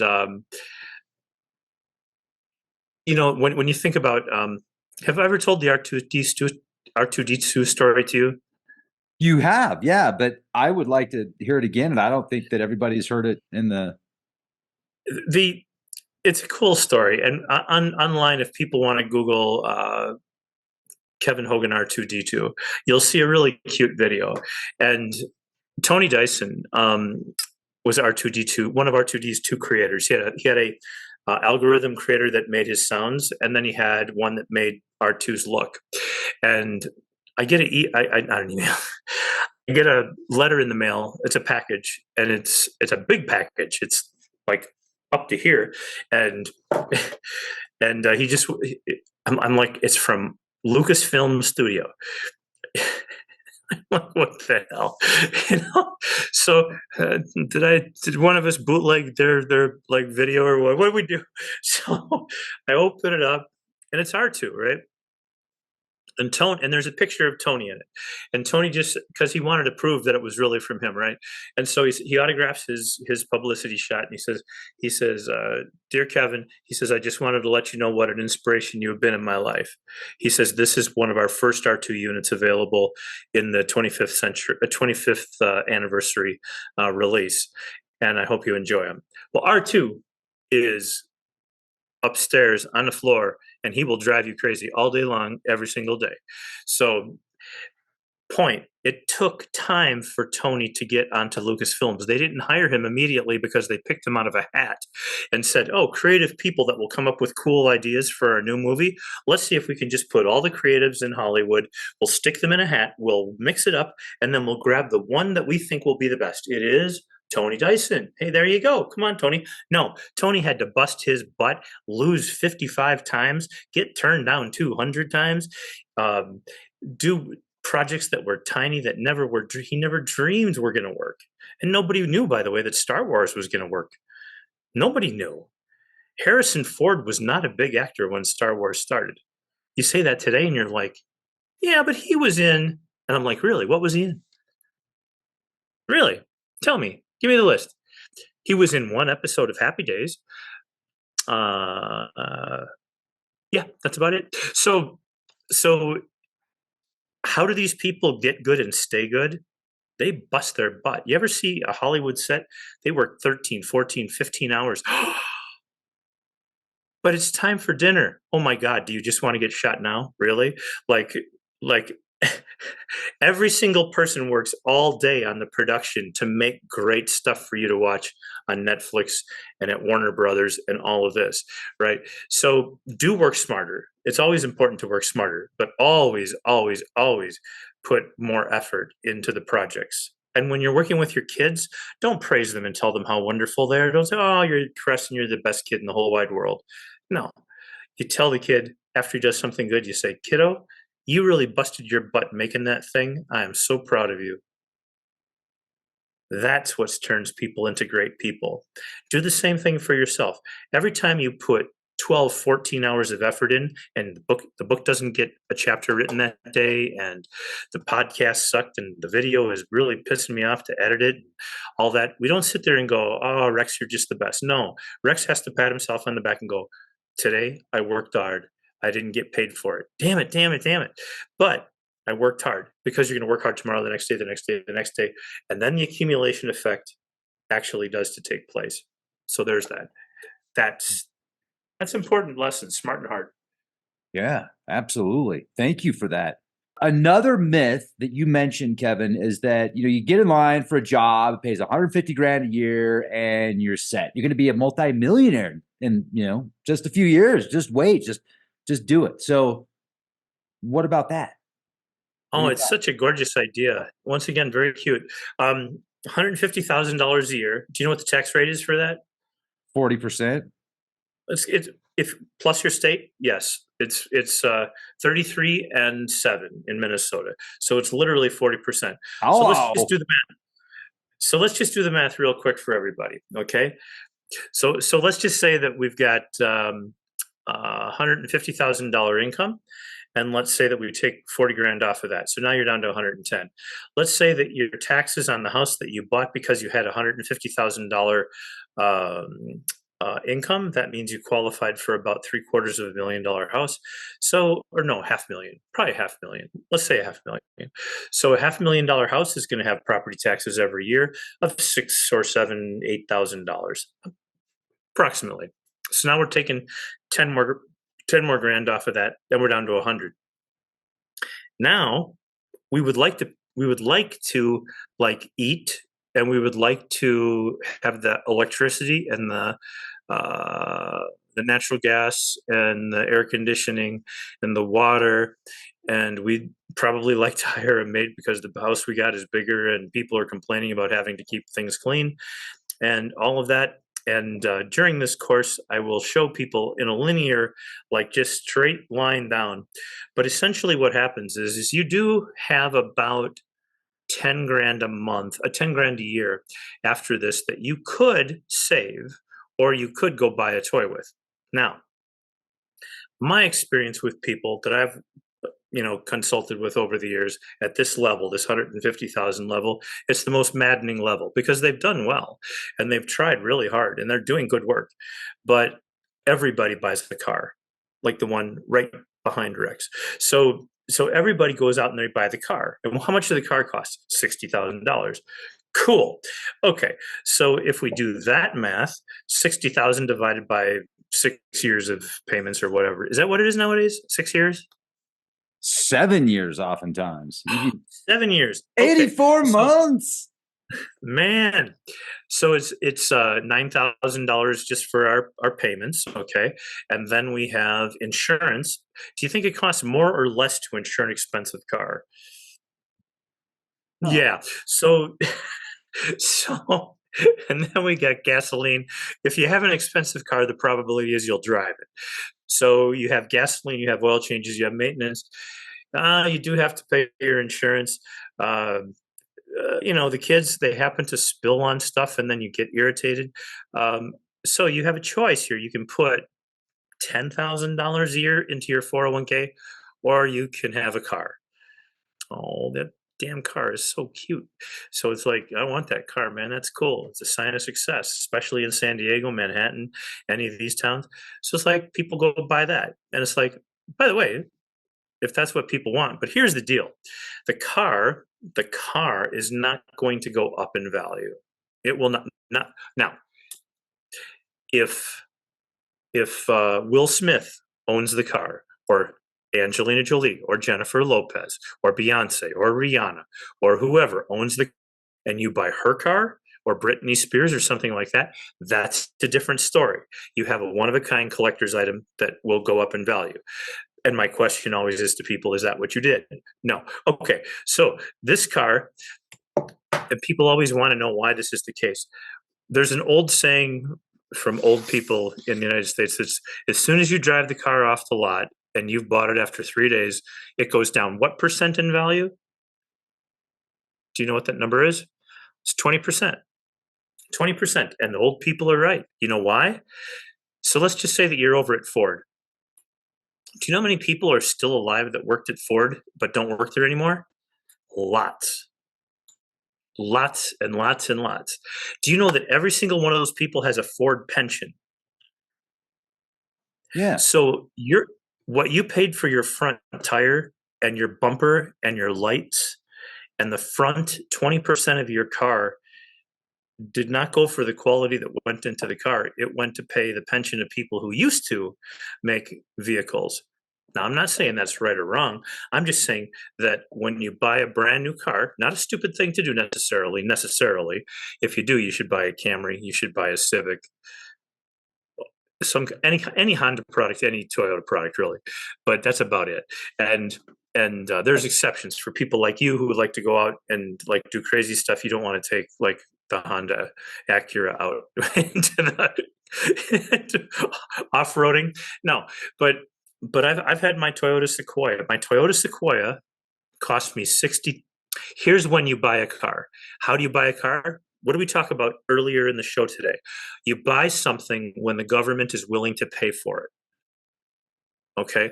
So Obama, who was not my favorite president of all time, but Obama comes out one day and I'm sitting here, it's tax time. He came out in October, I think it was. And he said, we're having a tough time. We got a bad economy right now. He said, I tell you what, he says, we're going to give full depreciation when your company goes and buys a car that's more than 3 tons. And I'm sitting here thinking, and I know nothing about cars. I'm totally ignorant, except for all I know is if my company can depreciate a car in 1 year, that means this. So I went out I call the dealership on day before Christmas.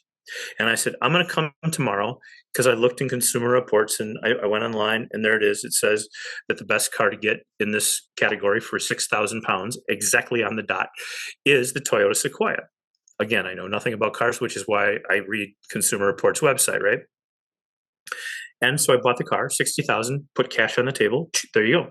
Would you like a warranty? I said, does your car suck that bad? I go, maybe I should just take my money back. Like, no, I don't want a warranty. I go, it's a good car. Trust me. I've had Toyotas before. Okay. They're good. All right. I'm totally happy. So we finally get out of there, 60,000. And now it's time for me to go to do my corporate taxes within like weeks, right? So I do my corporate taxes and I'm able to take the entire $60,000 off as a deduction. So instead of paying 40%, like you say, or 30, 35, let's call it a third. Obama wrote me a check for 23,000, I think is what I was able to write that off for. So instead of paying 60,000 for the car, I spent 37 for the car. Right. But if I would have just bought a car, like a vehicle, then I couldn't have written it off as this expense. Okay. But this way I was able to get my depreciation on it. I didn't even know what depreciation meant until Obama came president. I was like, what the hell does that mean? Like everybody knows everything depreciate. People always say houses should go up in value. And I'm like, when they do, it's cute because it's cool. Like that's nice, but it's a box of wood and it's getting older. Okay. So people should think about that too. I do own my own house, but I paid cash too. I would never have financed this house or any other house. So anyhow, so that's the another way, by the way, too, to take advantage of the government's rules. Yeah, I appreciate that. I've heard things about solar panels, so maybe that could be an option depending on if the government is offering funding. I'll look into that. It is, especially in places where it's really sunny, like Texas or parts of California. Yeah, solar panels. I can tell you from having done major consulting with construction companies, there's a lot of people that shouldn't buy solar panels that do. They're not perfect like we think they are. They're not as effective as we think they are. But if you have if you're in Vegas, if you live in Vegas, it's almost like a must-have. Like you just have it. It will pay for itself, and the government does offset part of that expense for you, at least this year. Cool. So it's a pretty good idea. In some places, it's a great idea. Arizona for sure, Texas, New Mexico, some of the northern states up there like Wyoming. Yeah, California. Yeah, for sure. The Pacific Northwest. maybe not so much. Probably not as much. All right. Less less effective. Definitely. Another myth is that being poor means you're going to stay poor, and that being born into wealth, well, you you're wealthy. You were born into it. So it sounds like this is going directly against other things you've talked about today, and I just want to Yeah. get your thoughts on that. So let's look at both sides real fast. So um, I grew up north side of Chicago, and online there is a really cool map where you can type in an address and it'll pull up the address and you'll get a map. And the map it comes in four colors: red, yellow, and green. Okay, and so I looked my neighborhood up where I grew up, and it was red, and it was like, and it looked like I looked on the neighborhood, and what I found out was is that I had a 20% chance to go on and have an average income or higher. 20% chance. If you're in a group, you have a 70% chance of having an above average income. So let's just talk about that part first. If you are in the green, it's like if you're born in the right area, geography does matter. Okay. In the two houses on where I lived, right? We lived up right on Highway 41, right next to the railroad tracks. You want to talk about a really challenging place to grow up is when you're right next to the railroad tracks, because there's trains that go by and they love to share hello at 12:01 a.m., 12:07 a.m., 12:14. Oh, I'm telling you. So anyway, so the deal is that you are not, just because you might be predestined for a higher probability of failure, okay, because of where the geography of where you're born. Like if you're born in Somalia, if you are, your chances of succeeding in Somalia and having a good life are tiny. Okay, if you are born and raised in San Diego, your chances of succeeding are much better. But here's the deal: people get very comfortable and complacent in their family's success. And children start to believe that they are rich. The children are not rich. Okay.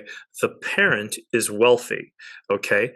Children need to start to where they watch mom and dad and what they do. That's the education, right?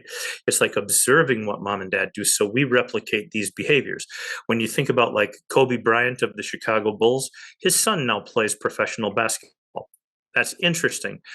My kids, I'm both a psychologist and a business consultant. My son is a business consultant, and my daughter is a psychologist. Okay. And that's kind of what I do for my living. Now, why is that? And why is it that some of the better football players out there, their parents and grandparents played football? It's because what we know, right? So, really, what happens, you grow up in these zones, these areas, and we can predict the probability of success. But in our house, my house, we were raised by a mom, okay, a mom and me, which that really sucks as a 10-year-old dad. But that's how life really was. And I was as tough on my brothers and sisters as my mom was on all of us. And and so in our family, we had, without getting complicated, because there was many fathers and several mothers, but we had five kids. Of the five, four became millionaires. Okay. And then in the house across the street, they had five kids. One became a millionaire. Now, it's really hard to become a millionaire is somebody who's worth $1 million. I don't care how much money somebody makes. It means nothing. Because people go out, oh, so I got $1 million.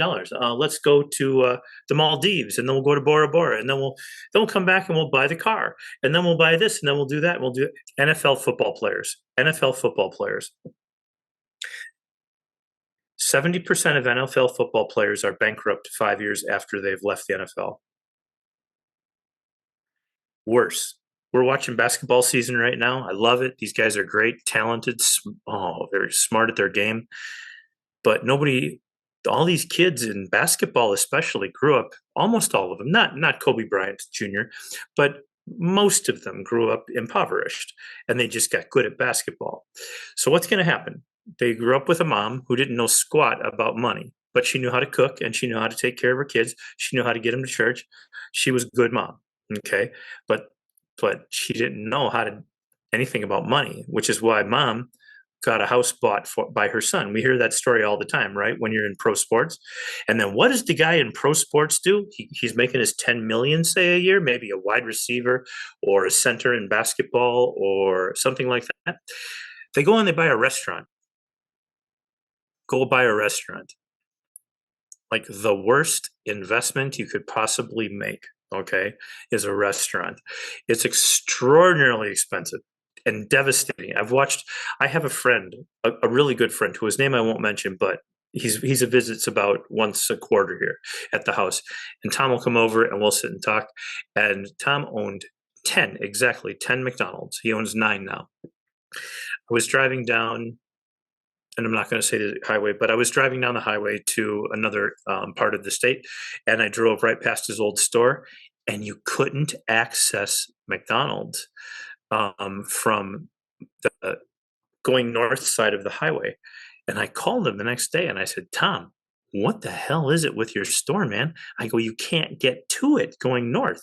I go, that's half your business. He says, Hogan, he says, that store cost me all of the money combined in income of all of the other stores I own. Isn't that interesting? So you have 9 producing stores where he's putting $100,000 a year from each one in his pocket. It's very expensive to own a McDonald's franchise, but all it takes is one store where you lose $1 million or $2 million a year, and it erases all of your income. So that's what happened to my buddy Tom, and he had to sell it back to McDonald's. Thank God. Now he has a chance to rebuild. Okay, that's really super important. So don't buy things that you don't know about. People should not get involved in. Don't buy restaurants. If you don't know anything about land, don't buy land. If you don't know anything about private investing, please don't give your money to somebody who has a really cool idea for you, but it's not going to work. If they haven't made money on their own, this is a great thing is does the person know how to make money? Do they know how to generate revenue? If a person knows how to generate revenue, that's a good person to invest privately with. There'll come a point where you, me, and our team will develop a fund. We'll put together people who wanted to be private investors in, say, but I don't want money from somebody who doesn't know me. Like, if you don't know, because I don't want the phone calls. Like, I don't want to deal with that. Like, if I tell you we're going to make money, we'll make money, and we will make money. If I tell you I don't know, I don't know. And so but I won't take the call. So private investing, for example, is really good. Buying a restaurant is psychotic. Okay, that's just psychosis. And when you go into Main Street today, it is so hard to be profitable. Remember when every day you used to go like into Target or Walmart or whatever, you take your shopping cart and you go really slow and you walk through the whole store back and forth, and you would buy all the stuff you needed, but you also bought all the stuff for fun and cool along the way. You could double your bill just by walking in the door. Well, now today, the consumer doesn't go there anymore. So all they buy is what they have to have, and they have it delivered by a delivery service. Think about that. How would you like to be in business and retail, which relies? I was the manager of Arby's restaurant when I was just out of college. So I was an associate manager, and we suggestive sold cookies, just cookies. Would you like 2 cookies for $1? 10% of the people bought. And so we sold another, I don't know, like 45 or 50 packs a day, 50 or 60. So we made an extra $60 a day just for asking. Okay. Now, by the sounds like nothing, but that's $20,000 a year. So like it matters. Like, and we do that with other things too, so in the restaurant. So suggestive selling is really important, but if suggestive selling isn't coming into your front door, like when I went into Barnes and Noble the other day in southern Minnesota, I had to spend the day down there. I walked in and I was like, I hadn't been in a Barnes and Noble for over a year. As an author, that's like sin. You can go to hell for that. And I said, look, I'm looking for a series of books called The Zodiac Legacy, and it's by these 2 women, and they're geniuses. And I'm looking at Amazon today, and like they're getting 30 and 40,000 reviews per book, and they have a 10-book series. I go, I want to know why that's selling. And she said to me, it's not. She said, she said it's selling on Amazon. They're selling millions on Amazon, but they sell nothing here because their company doesn't do business with offline realtors like Barnes and Noble. That's interesting. So here I was thinking like that Zodiac Legacy is going to be this big, popular, most popular thing there, and it wasn't. And it was like, what an education I got. And thank God I have these girls walk me around and point everything out to me and just like teach me like I used to walk into a bookstore and I could tell you a cover and a title and like that's going to sell. No chance. Sell, sell, sell. No, no, no, no, no, no, no. It's almost all no's, you know. And but this one was zero. They sold none. They weren't even able to get it. The Zodiac Legacy, 10 book series, sells millions of copies. The women are multi millionaires. They've done fine. They don't need anything else, you know, and they have this amazing following on Amazon. So consider and this is one of the things my son does is he consults to businesses who work with Amazon. And I'm not allowed to talk much because of NDAs, but I can tell you basically that most people don't know what they're doing with Amazon. So for example, so a few thoughts. Oh, amazing, man. You never disappoint. I got to say, the information is amazing, and I'm going to actually watch this several times. Even though I'm staying with you on this, I want to go back and listen to a few things and just kind of embed it into the subconscious because, like you said, that's really what's controlling things. So you control the subconscious, you put in the programming within, and you can kind of set the stage for your conscious waking state, non-waking state, because it sounds like 90% of the time we're not using 90% of our brain. So yeah, and there's other scientists nowadays that believe it's 100 and 100. So that's another conversation. But I try not to get that because I don't want to hurt people too bad all in one show. But here's the deal: I want people, the people that know me, to know that I've known Rex for probably wow, quite a while, maybe 15 years, making that up, but it's about 15 years. And Rex started his channel out, and I need to hear this. I want you guys to hear this story because I told you the beginning of it, right? I told you I was at like 20,000, he was around 20,000, and then you heard me or him say the number. We got about 420,000 subscribers. Now the question is, how does that happen? Tell me what the story of that is. well, I mean, just passion, man, and offering something that maybe it was, it was new and fresh, but at the same time, I was using a blueprint of like, okay, coast to coast is pretty cool. They're the biggest AM station out there. They're on thousands of Oh, Coast to Coast stations. is a radio show. Yeah, it's like, Got it. and they interviewed a lot of people that I was fascinated with at the time. So I thought, okay, I'm gonna interview people that I've researched, and it just was a strong connection. I mean, I've talked about many of these things when I was working for Fortune 500 companies. I actually went back the other day and I was counting how many jobs and careers I've had along the way, and up to Leak Project, I was up to at least 80 jobs, maybe close to 100 jobs. Like where I actually, Really? oh yeah, I mean, Wow. like you name it, I've probably done it just about, unless it required some type of like college degree or something. I even remember when I was hired to go do temporary work at the FBI building in downtown Salt Lake City as a cook, and the lady that worked there and ran the place at the restaurant was blind. That was an interesting experience. So you No doubt. think of it, I've done it, man. Phone book covers, yep. Timeshare, yep. Just yeah, construction, yes. So anyway, and No, wait, let's pause. Let me pause you there for a second yeah, yeah, because this gives you insights into all these different worlds, right? right. Oh So yeah. so don't you sort of collect that data and like this is how people respond in the timeshare world. This is how people respond, in this world, in this world, in this world. This is what they think. This is how they act. And don't we find that like people have their little um, quirks and nuances in all of these areas or differences that make you a better person? I would think, like, I'm like you, I worked at a lot of things. I got fired more times than all my rest of my family put together. You know, I'm doing my daughter for Christmas. this is how you know you're getting old, right? So my daughter for Christmas, she gives me this thing that says, "Dad, please write down all the stories of your life. I'm sending you one question a week, and we're going to put it into a book." Right? I'm like, I'm getting old. They're already preparing the autobiography. I love it. So they're ready to make their million, right? So anyway, so you're writing all this stuff down. It's such a cool thing. But what you learn is that, like, one of the questions was, you know, what manager did you work for that treated you badly? And I would say half of them did, and 80% of them should have, because I was not a good employee. I was a horrible employee. I broke all the rules. I made my own rules. I used my own rules. And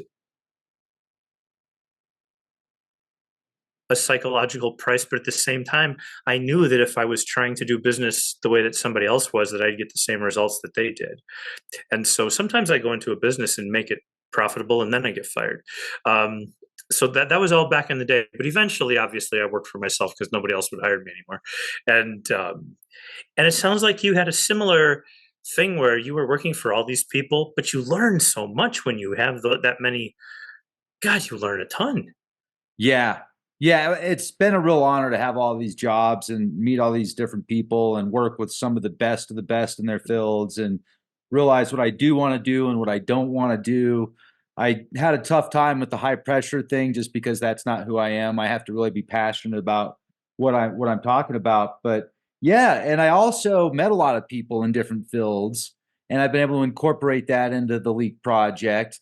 I've met a lot of people in military positions and security positions and intelligence positions.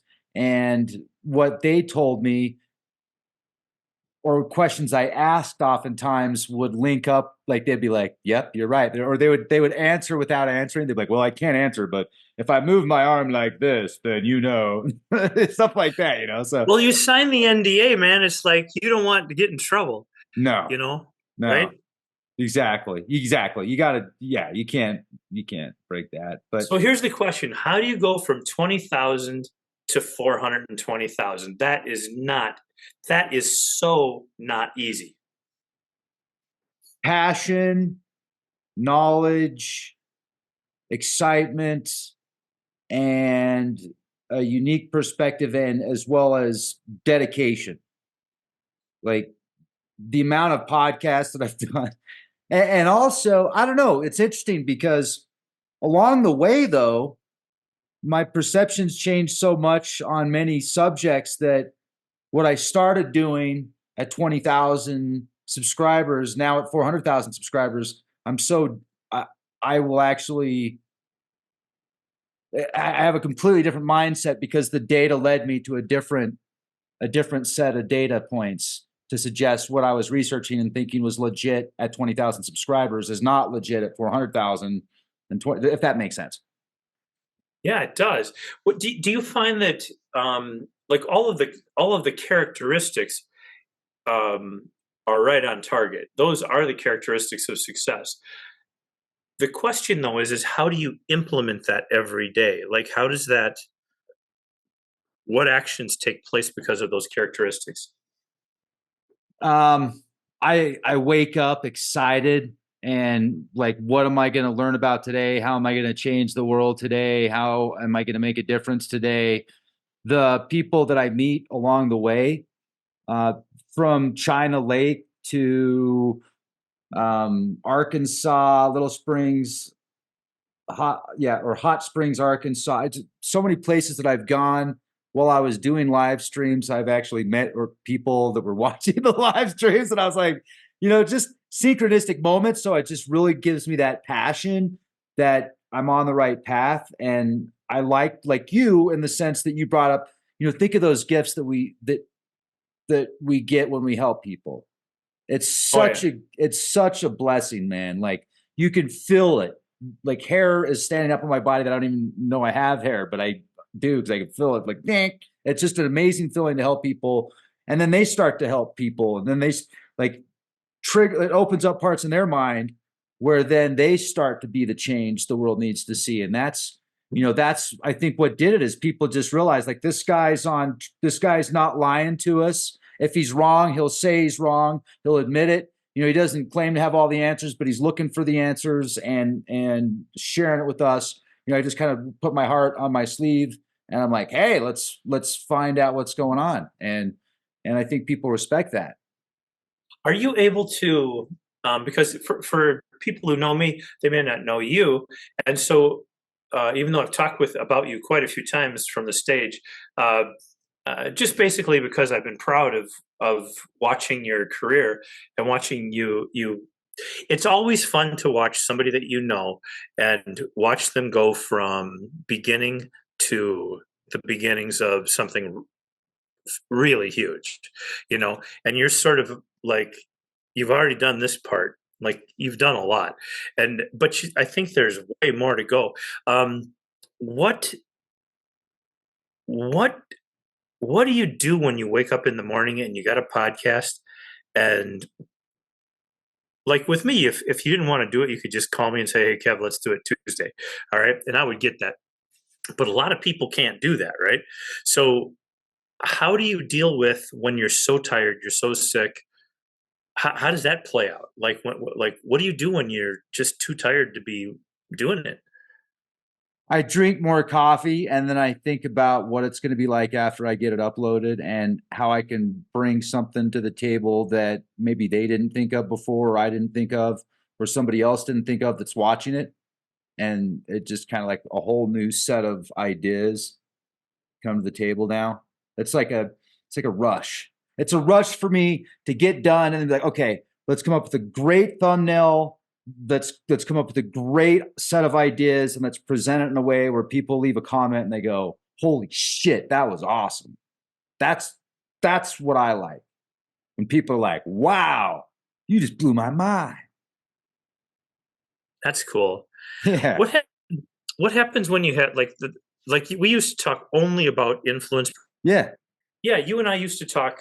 We would do an influence, like covert persuasion or covert influence, covert hypnosis, something like that, maybe once a year or every other year.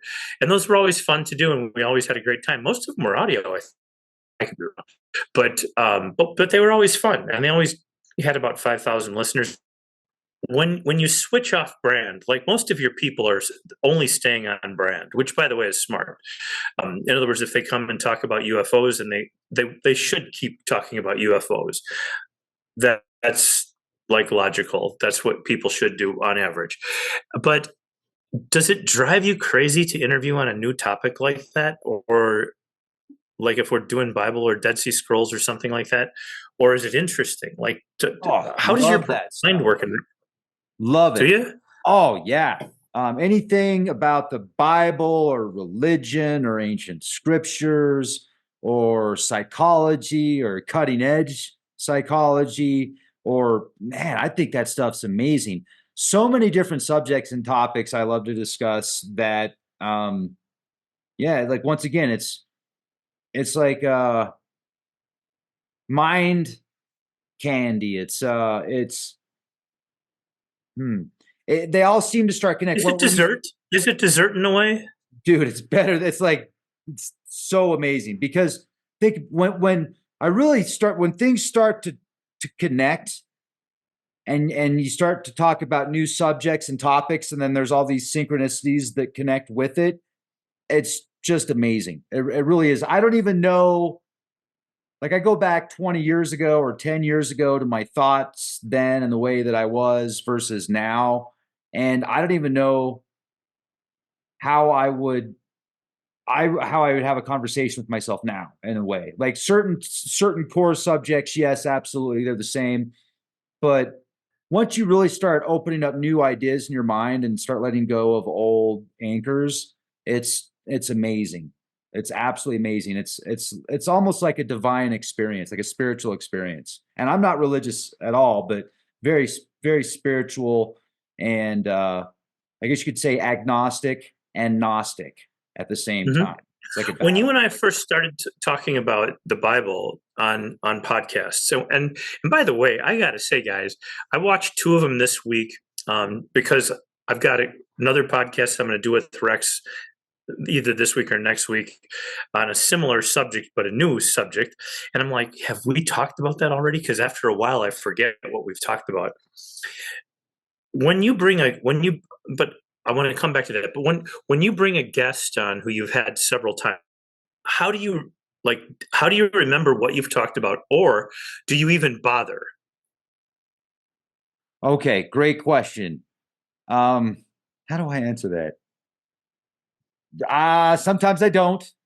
Sometimes I don't remember. Sometimes I'll go back and I'll I'll do a quick rewatch, maybe not the whole thing, but I'll go back and watch bits and pieces.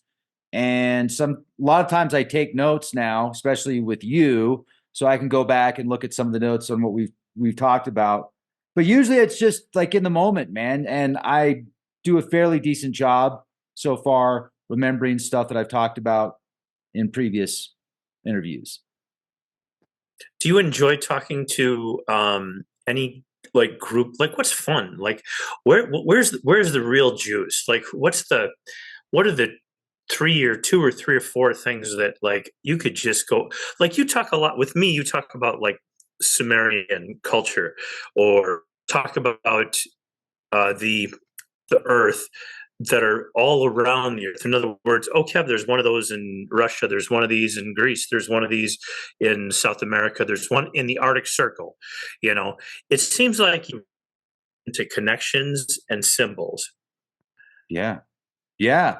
Yeah. When I like the Indiana Jones kind of stuff, when I can find these ancient symbols that link up with other symbols that there's supposed to be no connection, but clearly there is, like the menorah symbol and the squatter man, or the menorah symbol in that 5000 BC petroglyph from Siberia that's literally a menorah. That kind of stuff is just amazing because so many people missed it. And then you can clearly see it's there. So why did all of these scholars and archaeologists miss it previously? Miss it. It just, I'm like, whoa. So that's kind of a rush. And I really like going back. The further I go back, the more astonishing it becomes, because especially when I can read these ancient cuneiform tablets and I can link some of these cities to the Sumerian king list that date back 20 something thousand years. And it's describing a civilization that seems pretty highly advanced. And if we go back 28,000 years ago, they're telling us that, but a long time. Yeah.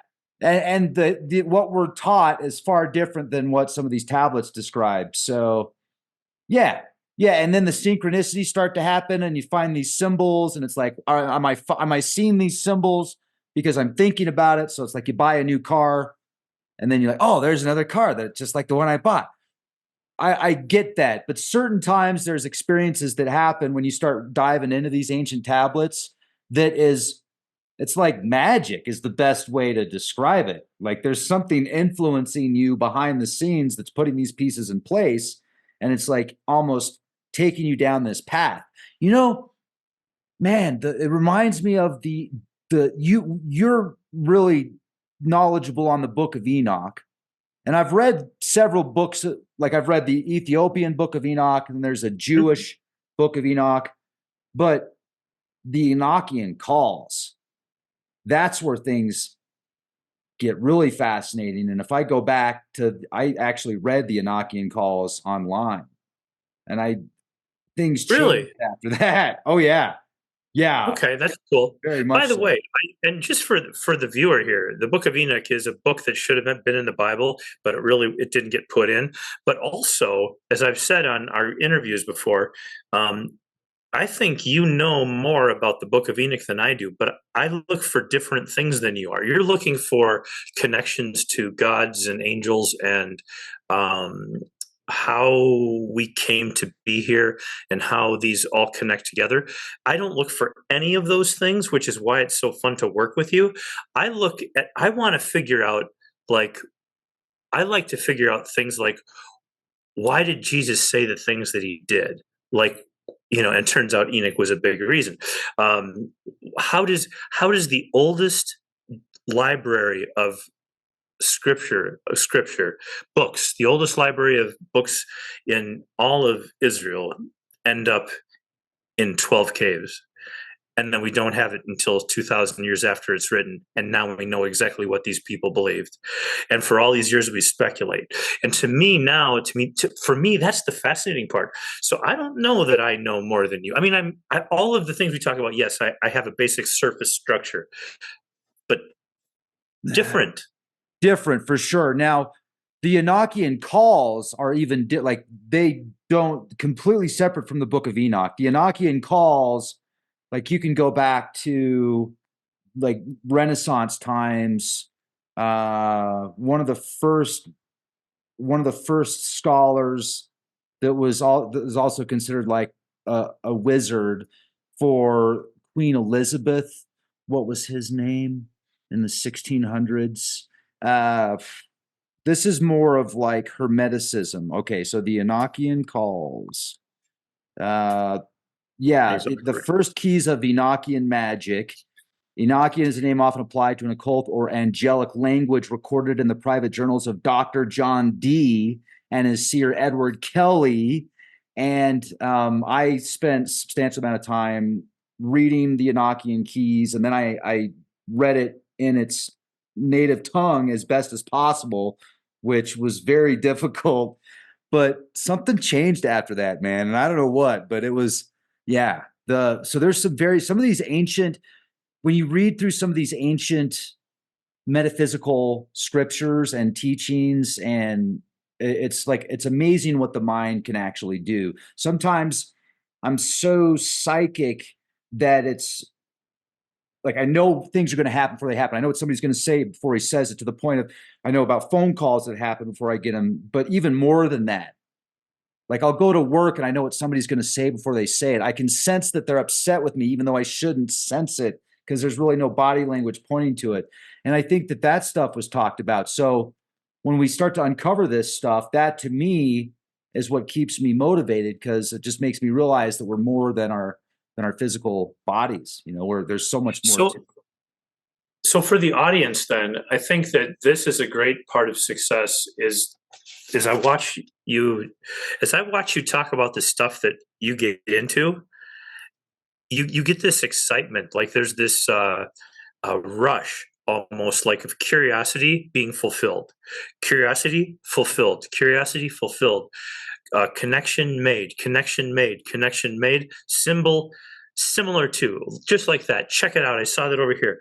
And you tie things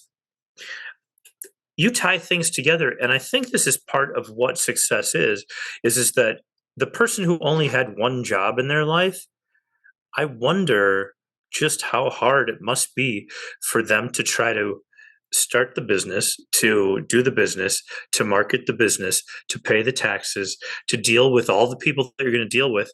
And if it's in something like what you or I do, where we work with other people, you actually have to not only know their stuff, listen and absorb it, you have to be interested enough so you can be engaged. That's hard.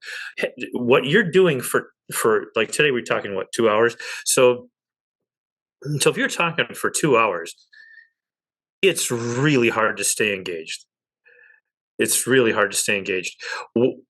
Are there things that you just don't like to talk about, like that you like to do shorter shows on, like 20, 30 minutes? Are there subjects that you would prefer the 20, 30? Oh yeah. Yeah, absolutely. And a lot of times I don't even do them anymore. Maybe I should be careful what I say, so, I mean, if I have a guest on the show, like if I invite somebody on the show, or if my booking director, Kristen, invites somebody on the show because of a publisher or something that says, hey, this person would like to be a guest, they talk about such and such. And so I'll do my best to have like an open mind. And even sometimes when I can sense things are going to be, like, okay, what is this person really, what are they trying to push? But I don't like it when somebody comes on the show and they feed me full of BS, because not only are they feeding me full of BS, but they're feeding the audience full of BS. And when I started Lead Project, it was more like, okay, I'll interview just about anybody if they have a cool story, right? Like, oh, this is great. Somebody's talking about they went to Mars and they came back, and they were a fighter pilot on Mars and they used this technology and they came back and it was amazing.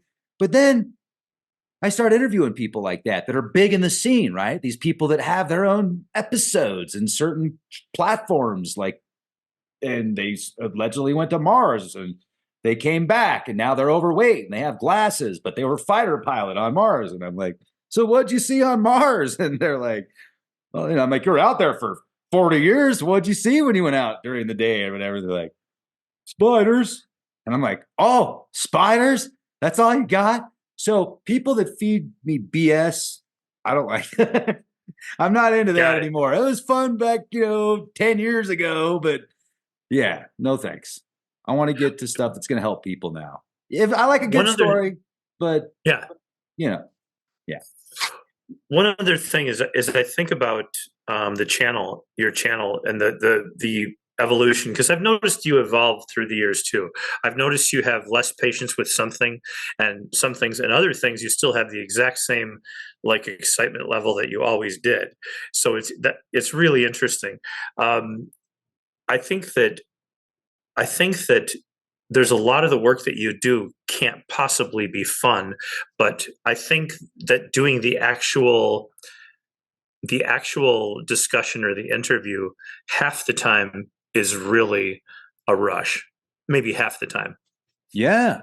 Like Ashton Forbes, he comes on the show and shows this footage of a drone that captures the MH370 plane, and it literally gets sucked into like this wormhole basically.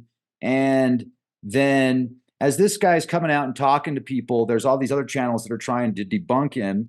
But then these other channels that try and debunk him, all they can say is, oh, I could make that with my FX graphics in 30 minutes. Well, nobody ever did. Nobody ever showed us how to make it. And as he's talking about this stuff, there's all these news articles coming out that are attempting to debunk it. And I'm like, that's so weird because that happened 10 years ago. And now Ashton's showing this footage that you can clearly see is like, one is from a drone, like a military drone, and you can see the plane and you can see these things flying around it, and then it vanishes. And so then you do more research onto this plane, and like there were 17 top scientists and inventors working on anti-gravity technology that were on this plane. And that's interesting, by the way. It is interesting because there shouldn't have been that many people on the plane. Right. And there was a fire on the plane before it disappeared for like an hour and a half. There was a fire in the back from lithium batteries. But then the more research I did, and when I was talking to Ashton, I said, well, Ashton, I feel like there's something more going on here. I feel like there's some espionage going on. He goes, well, there was a Iranian national that had a fake passport that was on the plane. We don't know what happened to him. And I was like, oh, that's kind of weird. But some people are trying to make this claim of aliens that saved this plane. And I'm like, well, clearly it wasn't aliens that saved the plane. It was the military that most likely did it. They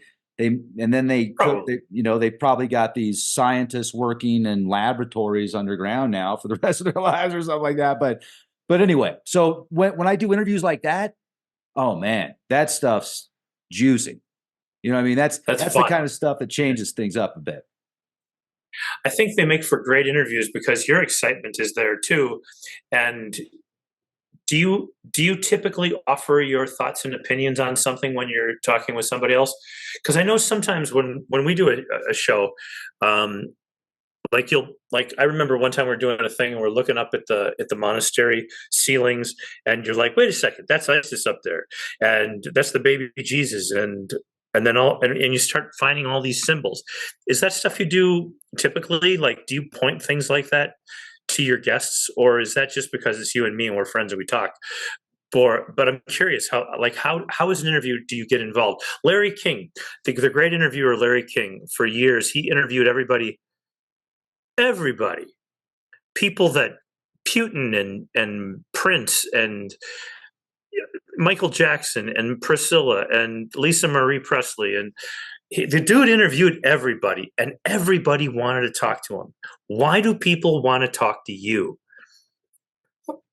I think because I'm going to listen and I'm going to give them an opportunity to speak to me, and they know that I've got a really cool group of people that are listening also and leaving comments in the comment section. So that's obviously big, right? Like, wow, this guy's got a big YouTube channel and there's a lot of people that follow and leave comments. They seem very intelligent, but it's also like I know a lot about what most guests come on the show and talk about, so I can have a good interaction with them. And then also a lot of times we'll connect something that we both maybe like we knew about, but then when we connect it, it's even cooler. And yes, sometimes I do bring up a symbol or a connecting dot that I'll have a guest on the show, like Paul Wallace the other day. He used to be a pastor, I think, for many years, and now he's an author and he writes a lot about the Bible. And his theories are the Bible is actually describing these like ancient astronauts and highly intelligent like space travelers, basically. And he brought up this one tablet, or he brought this one story from a Mayan codex that described how these archons, but they weren't called, like the council created people, and they created them so powerful that these people were greater than they were. And so they're like, well, wait, we got to do something because look what we did. And I said, well, wait a second. There's a book in the Gnostic text called the Secret Book of John that describes the exact same thing. The archons made Adam greater than they were. And they're like, oh shit, what are we going to do? And we didn't know about that book until 70 years ago. Exactly. So when I heard that, I brought up the Secret Book of John, and then that was just another connecting dot. So like, wait a second. Well, now we've got scriptures from around the world, different times, different cultures, different locations, talking about the same thing. That's pretty cool. It's seriously cool. It's I think one of the lessons for the people watching this for the success course is that you can see why this is better than going to the city and working for the city and answering the phone all day. Oh man. I mean, somebody has to do it, and somebody has to have those experiences to keep the government running. But at the same time, I think for people to have success, you have to do something that just takes your curiosity and just like allows you to explore what you need to know, what you want to know. For me, I'm looking for the endless puzzles. I'm always looking like, I don't think so. When you'll point out stuff to me, and it's like looking at art to me. It's like I don't understand. Like when I was at the Louvre, like 80%, I walk in the Louvre and I don't know what the hell I'm looking at. It's like and I'm just so ignorant because of how I grew up, totally ignorant. But if I can find something that's relevant to maybe a flood story, like the Mesopotamian myths, the Epic of Gilgamesh, that's interesting to me. And because this is what I grew up on, and I'm always like, was I totally taken? Was I swindled? Was I right? Was I wrong? I got two questions before we call it a day, and then we'll call it a day for everybody. One is a personal curiosity. When we started doing not persuasion, not covert work, which, by the way, we got to do some more of that because there's a lot more now. But when we talked about the cover-ups, the gospel, like why they didn't want a lot of this stuff to be, nobody wants the secret gospel of John to be talked about in the churches. Nobody. Okay. And so stuff like that to me is fascinating. And I think it is to you too. But you didn't believe, I think this is right. You did not believe that there might have been a Jesus at that time, like 2000-ish years ago. How has that evolved or changed? Has it changed at all? Or is that? Oh yeah. I actually just talked about this the other day. So first of all, I was raised Christian, baptized Lutheran. So I used to pray to Jesus every night.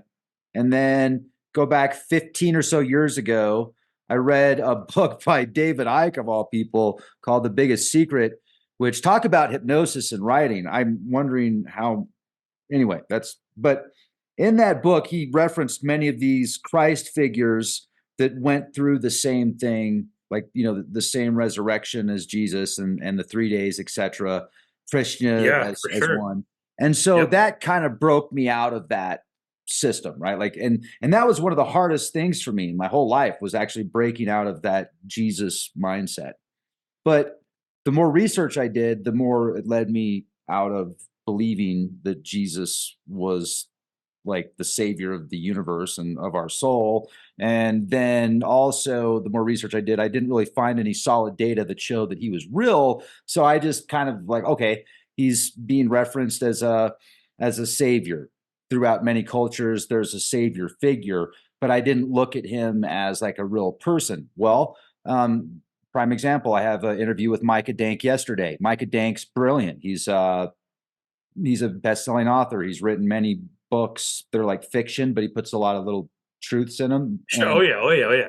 he's very knowledgeable in astrotheology. So he'll take the Bible, and he can take the Bible and decode it using the zodiac. And he'll read something that talks about a virgin in the Bible, and he'll say, oh, that's talking about Virgo. Or he'll read something that's talking about the scorpion or a lion or a lamb or a goat or a kid, and he'll reference that to a zodiac symbol.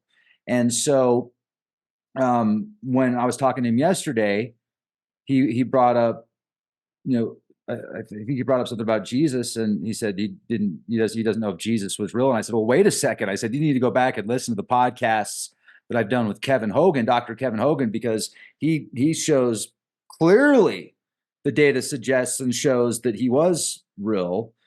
He's just not what the biblical texts are showing you he was. And he's like, oh, that's interesting. And Mike is a 32nd degree Freemason, so he's very knowledgeable in many of the secret society Sure. stuff, but he doesn't talk about that stuff publicly because he can't. But what he actually teaches classes on astrotheology to Really? Freemasons. They're like, that don't Oh know wow. anything about Okay. it. There you So, go. That's interesting. yeah, but I also said to him, I said, well, clearly these scriptures are talking about a lot more than just the zodiac signs. And he's like, well, yeah. And I'm like, wow. Because the fact that we're reading these scriptures that are thousands of years old, or 1,000+ years old, they've been translated, they've gone through so many different hands, and like the fact that there's still these different layers of knowledge, from local politics at the time to a zodiac Absolutely. sign. And Absolutely. wow, it's amazing. I think it is too. By the way, the next time we talk about, we're going to do something like Jesus when the man meets the myth, and we'll probably do that in the next week or two for both my group and the Patreon people here. It will be unique because I've never talked about some of this stuff because it's so controversial, but it's all from actual writings from the Romans that they have been proud to keep, including, for example, where Jesus is in Rome 15 years after he's dead preaching, and it's pissing off the emperor. It's Tomorrow. in the Roman annals. It's in their libraries, and that's just one of the things we're going to touch on. And I think that these are the things that are so. I was terrified to talk about this at first on your show, and I'm like, no, I'm not going to talk about that. I don't want to freak people out that far. But I think we've talked about enough other ground foundation work to where people will go, oh, wow, really? That's like in my church and my history of my culture, and Jesus was. Well, Jesus jumped in. He does, and when he does, and he stops it, we stop. So, everybody, you guys, you got to know the show Leak Project. Obviously, subscribe and tell your friends because you won't be bored. Rex always has interesting people on. I've watched several shows. I've seen several people who I wouldn't invite to dinner. I've seen a few that I would love to have to dinner, and I think that what you have is your host is somebody who is incredibly open-minded and intelligent and willing to look at things without judgment until he has new data that shows that he could have been wrong, which is one of the secrets of success. So thank you very much for doing the show with all of us. Thank you. And checks in the mail, Kevin. Much appreciated.